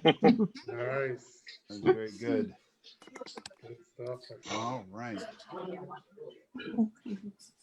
So, oops, I pressed the wrong button. Okay. Coming up next, we have a very special guest, the founder of Cracked Walnut, who no longer lives here, but is supposedly moving back. I think we might hear about that soon. Satish, I don't know how to say your last name, and I don't want to butcher it, so I'll let you say it. It is Satish Jairaj. There it is. Give us your poem, sir. All right. Well, thanks. I'm really happy to be here. I am a fantasy fiction writer, and I thought that I would choose a poem that would be a love poem to my mother. So this kind of combines my love of fantasy storytelling, those influences, and then my love and respect for everything my mother has done for me. So here we go. It's called My Mother Cast Spells in the Kitchen. Everyone can hear fine? Yay? All right. My mother cast spells in the kitchen. I could never see the rampant sparks of flavor fizzling in the air through the veil of steam from the piping hot rice, or even hear it above the roaring exhaust fan that carried the flavor outside. But I would taste them whenever I walked into the kitchen's private aura, and they would float down my nose to my throat. It was like walking into the forge of an ironsmith. My mother, tempered like steel to her profession, bounced from one magic station to another, casting 3 spells at once, listening for the crackle of mustard seeds and hot oil to sound like a king cobra's hiss, before pouring its fury into the pot of soothing, dull coins, colored gold. Stirring a fold of crispy black into a turmeric and chili paste that would coat prawns, a paste thicker than the blood of the salmon that allowed Siegfried to speak to the birds. Every day of my childhood, the cauldron beneath my esophagus churned. Pepper chicken, mutton rogan josh, spicy stir-fried carrots and beans, heat that drew a smile across my Buddha belly. From that cauldron, a rainbow of dragons manifested, a world of creatures, each with a noble fire rumbling in their stomachs, each with their own individual personality, like every meal she makes for us. Thank you. All right, nice. Thank you so much, guys. Belly. All right. Moving it along here. Next up, we have George Colburn. Let me find you. George, can you hear it? Can you say something? Hi, how are you? Good. You're a little quiet. See if you can't get a little louder. Otherwise, everybody, George Colburn. Hi. First of all, I want to thank you, Tony, for setting this up. It's been wonderful. You're welcome. And featured poets have broken the silence of the quarantine. And I thank you so much. It's been lovely. The poem I wrote is because I've attended way too many poetry classes and seminars, and it's tainted me. It's called An Uncharitable Poet. They're gonna carve me up when I go, just like some gutted fish, you know? They'll pay special attention to my head and try and dig out all those things I said, as if those butchers could even understand sweet scriptures come rolling off my hands that were never meant for pedestrian ears or fickle winks or filthy, tenacious leers. Gonna carve me up with cunning knives, try to reflect their own unbecoming lives through my delicate soliloquies mirror. But they won't get even a tiny bit nearer to my truth, unsuspecting and bare, not found on that silver table anywhere. They'll think it's hiding in lecture halls that will echo off classroom walls, that they can carve up with impunity. But I keep that secret just for you and me. And all the while they're busy dissecting, I'll hide between the lines, misdirecting. Thank you. Thank you. Thank you very much. All right, nice. All righty. Next on the docket here. Hold on, let me find him. I hope he's still on. Seymour Perspective. Hello. Hey, what's up, folks? Hi. Am I here? Oh, that's funny. I didn't mean to use that background. I was just playing with that for a second. That's all right. It works. No, everything's weird. All right, cool. Awesome. So yeah, I'm gonna read a poem. I've been reading some books from Haymarket Books. Citizen Illegal from Jose Olivares from Chicago. Can I Kick It? From my friend Idris Goodwin, who I got to know in Chicago and has been moving around since then. He's a terrific playwright, MC, and poet. And this is his latest book, Can I Kick It? I'm going to share a poem of his called An Invitation from a Tribe Called Tomorrow to Those Broken by Today. And it's the 2019 remix, apparently. Our roots are scattered fields, convergence of shades, shapes over the cyclical myths, merged with music, double dutching time, fighting equality across passing seconds, collapsed and coalesced into a Sam Cooke melody. The static jumping off beat machines, we sing bridges to reconnect our outcasts and outliers to solidify the room. We are a tribe made up of other tribes who've wandered, born of states and states of mind, professions, majors and minors, who all wandered away, a tribe of deserters who heard the calls, pushed through the vines and the brush, sliced thickets of confusion, found one another. We hear the calls, the waves, the only thing that can live in space, staticky signals that reverberate to our members who've seen brighter stars, but we don't need no mothership to crush literally into the room, like the hand of Zeus and scoop us into a nest. This is an invitation. We believe in the non-hierarchical nature of how things grow. We believe that leadership depends on the size of the path, of the hill. We believe in the renewable energy of invention. It's how we fight. We make weapons of our laughter. We believe in the sanctity of joy. The word for work is service. The word for play is holiness. We do not know the word supremacy unless speaking of Coltrane's love. Apology is our word for justice. We believe in reparation, repair, reconciliation. These are the words for evolution. We believe in color. So of course we see it, appreciate the melanin or lack of, recognize the stories they tell, the fears it dies to overcome. Brown skin, beige skin, clear skin, wrinkled skin, smooth freckled skin, dark, bright, rough, scarred skin, all shall be anointed with that coconut oil. We recognize the inherent fluidity of identity and flesh, bellowing pronouns across rooms, moving like waves of water throughout the air, and highways we send calls like this one. And if it ripples through you, then you are invited. You are invited to walk with us, dance or sit, watch how we release and refilter the deathly echoes of the world, chimneys of polluting rhetoric, chemicals making every sea a dead one, the abusive projectiles of the world. We are a tribe, but belong to the world. This is an invitation to you, who've been bruised by the rising of what has always scarred this nation of tribes dominated by a few who manifested themselves bearing their crest of the wild dog whose earthbound custodians of afterlife promises can be bought or reassigned with impunity.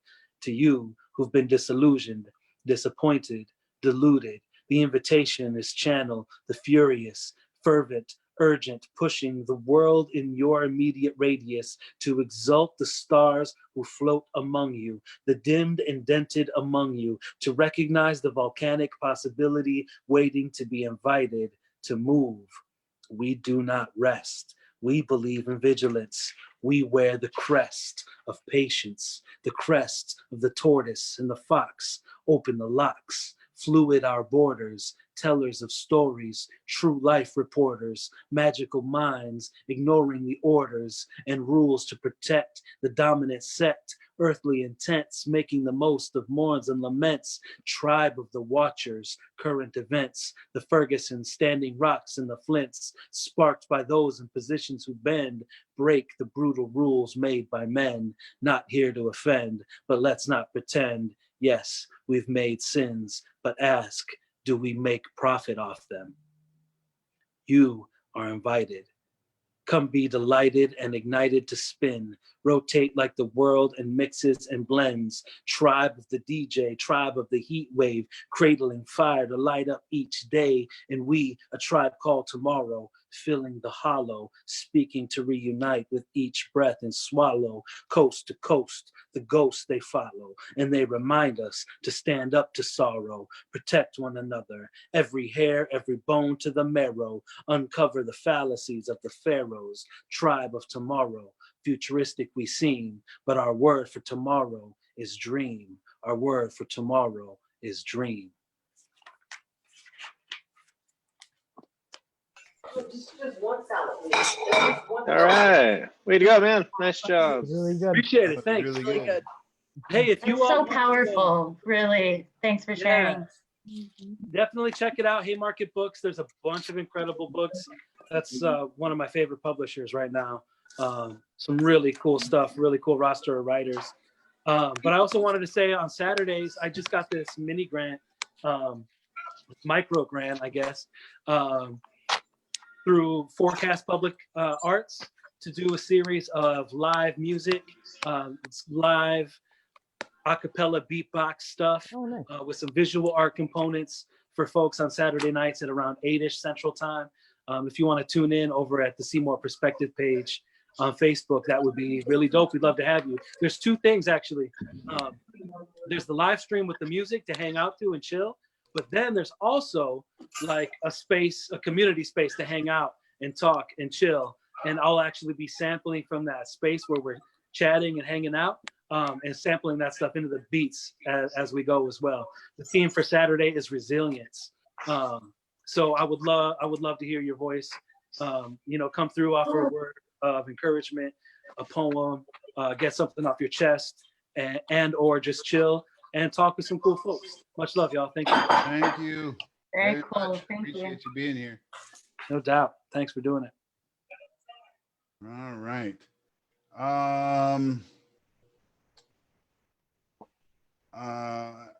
Okay, I'm gonna unmute everybody for a second because I need to ask.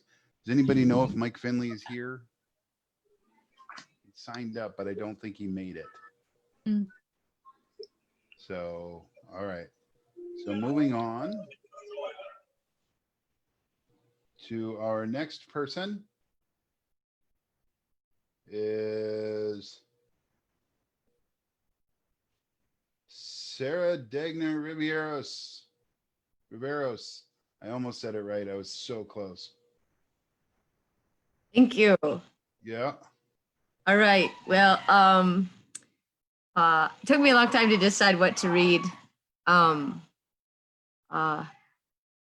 grew up in the belt buckle of the Bible Belt, Irving, Texas, and I just got free from the world's longest divorce. The divorce started in 2012, and I am dating someone spectacular. He's here tonight. His name is Adam, and so I read him this a couple hours ago. He's a brave man. This is called "If Daddy Wrote My Dating Profile." She is the queen of drama and rage. If you give her time alone in the city, she will spend money on parking and meals out, then march to a protest to yell at the Capitol. She exaggerates everything. When her hair is not brown, it's red or black or gray. She can't make up her mind. She brings home men with arms as big as her thighs, then says she's afraid of them, that they already got too close to her dog and know her address. Good luck if you want to give it a try. I'll look forward to meeting you for a beer. I'm here anytime if you want to talk. By the way, if she's like her mother, you'll never win. So don't even think to try. I love that. Thank you very much. Nice. Wonderful, That's great. Sarah. All right. Moving along here. We have. I gotta find it. I want to find the person before I do anything. Oh. There we. Hold on. I'm supposed to mute everyone. There we go. Just jumped away on me. Okay, hold on. There it is. Next on the mic, we have Doug Green, D.E. Green, whatever the hell he's going by today. One of my favorites. Doug is fine, but it is D. Green. I've got a book, Jumping the Median. It's a good book. Thank you. I'll put a link up to it in the chat in a bit. But this is so great. It's so great to be being in the same place, sort of, as other poets. I'm down in Northfield. My colleague actually at Augsburg is Sarah, who just read. So it's great to follow you, Sarah. And I'm just going to read the first poem in my quarantine diary. This is called The 6-Foot Marriage.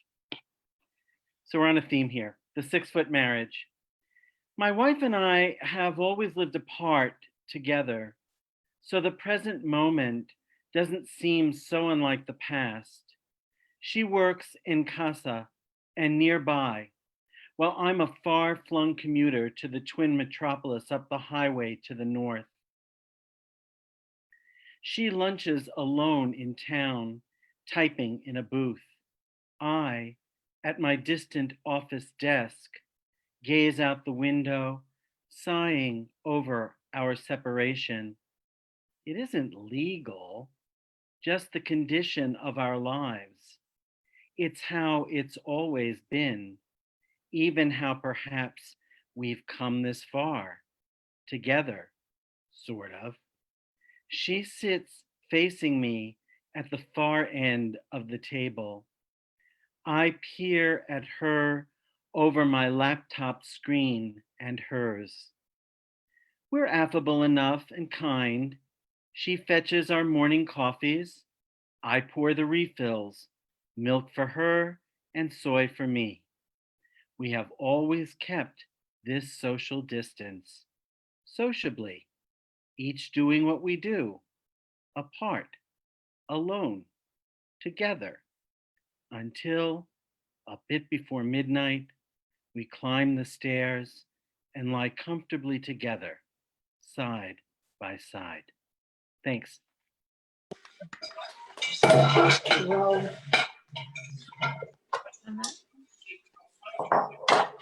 right.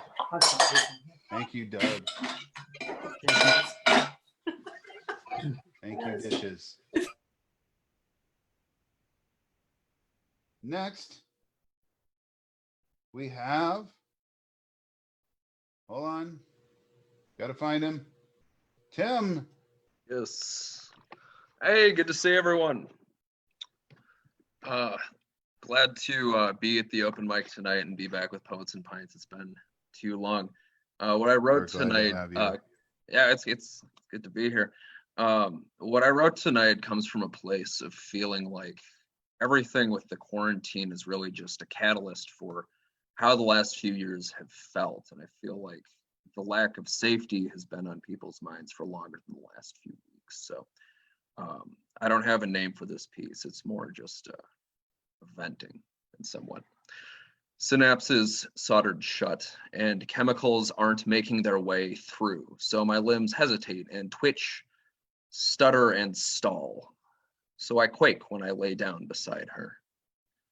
They've been eating at my nerves and I inch closer to my input welded shut, imprisoned in my body. And so I can call to the vermin, many-legged scavengers, yet I could have laid my head against real silk and not known the difference. Her dark chocolate hair splashed over my pillows, over my mattress, and through its thickness crawled another bloated centipede.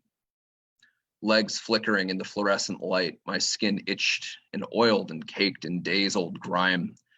Like the rest of the city, we wrapped ourselves in plastic to resist decomposition. She itched at it and crushed more unseen, a small wet spot rotting artificial flesh and crushed larvae, bleeding through the fabric. And she walked off, smooth and aloof as a wisp of smoke. They've been growing on me more, and I waltz around the hive to a tune that's made up as they go along. And the last cries of those suffocating in their own mucus echo against the frigid night. Thank you, everyone.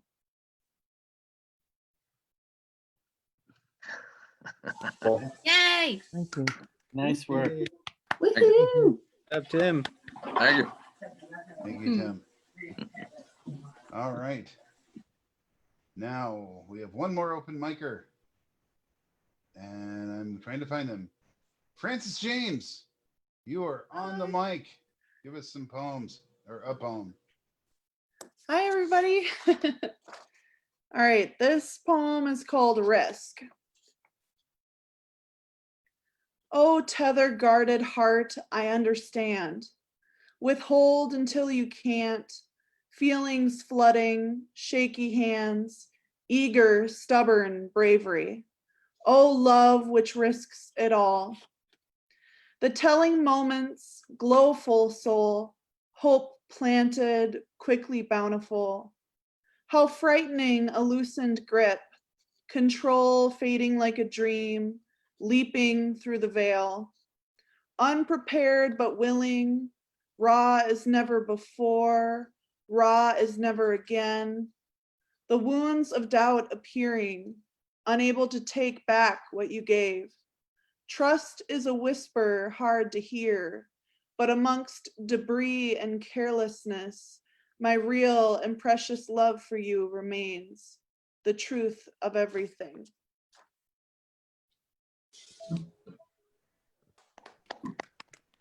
Thank you very All right, much. good job. For joining us.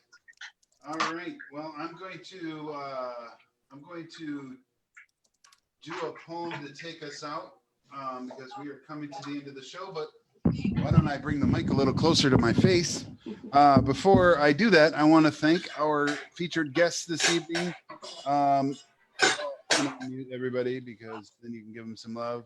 Well, Charlie Curry is left, but Charlie Curry. Then we had La Poetress, Lupe, and then we had Alli Marie. And then we had Shannon Fletcher. We had Kai Sue. Jessi Marie. And then we had Desdamona. Yeah. Well done, everybody. And I am going to just Beautiful do work. Thank you for reading. a fun performance piece of mine. And some of you have heard it, but I don't care. Because it's on the internet. And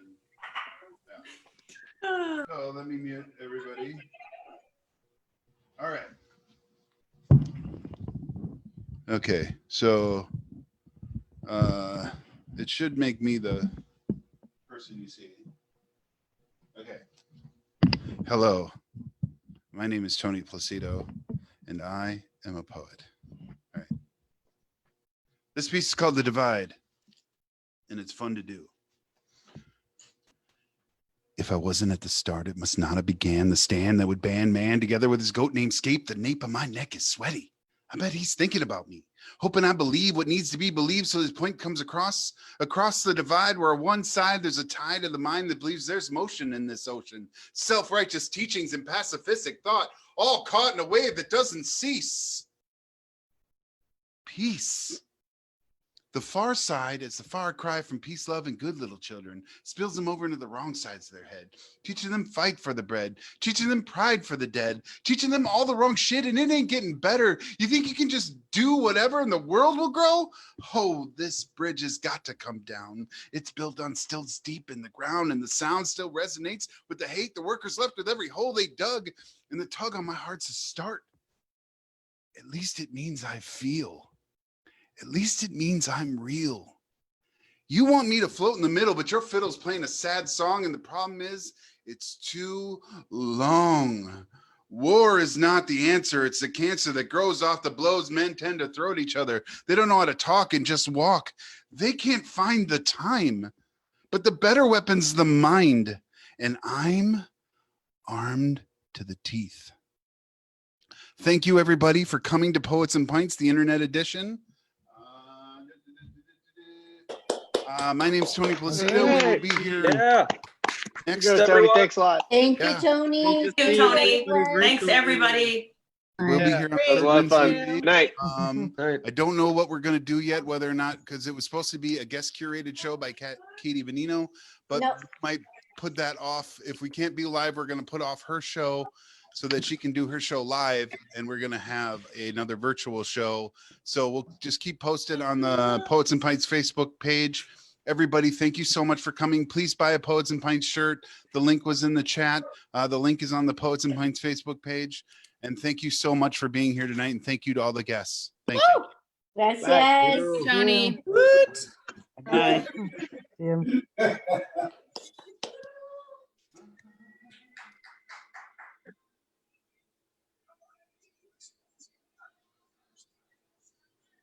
Warning you that I'm putting all my eggs in one basket. I'm betting everything, everything, everything I've got on you. I'm betting everything that I've got on you.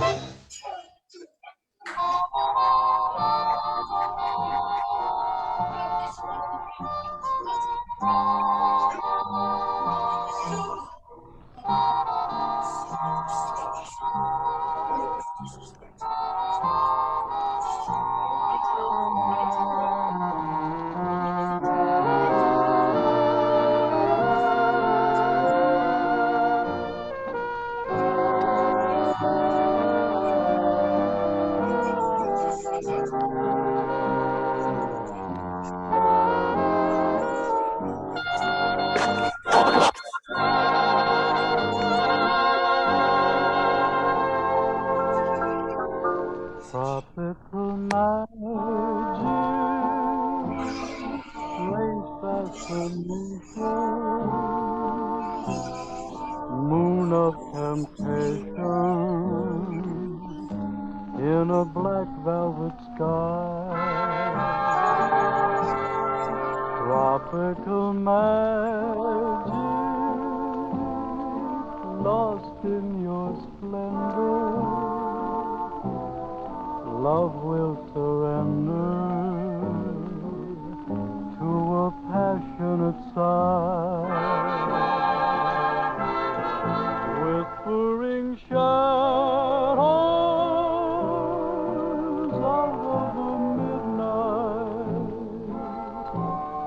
whisper manana, but never goodbye. Music is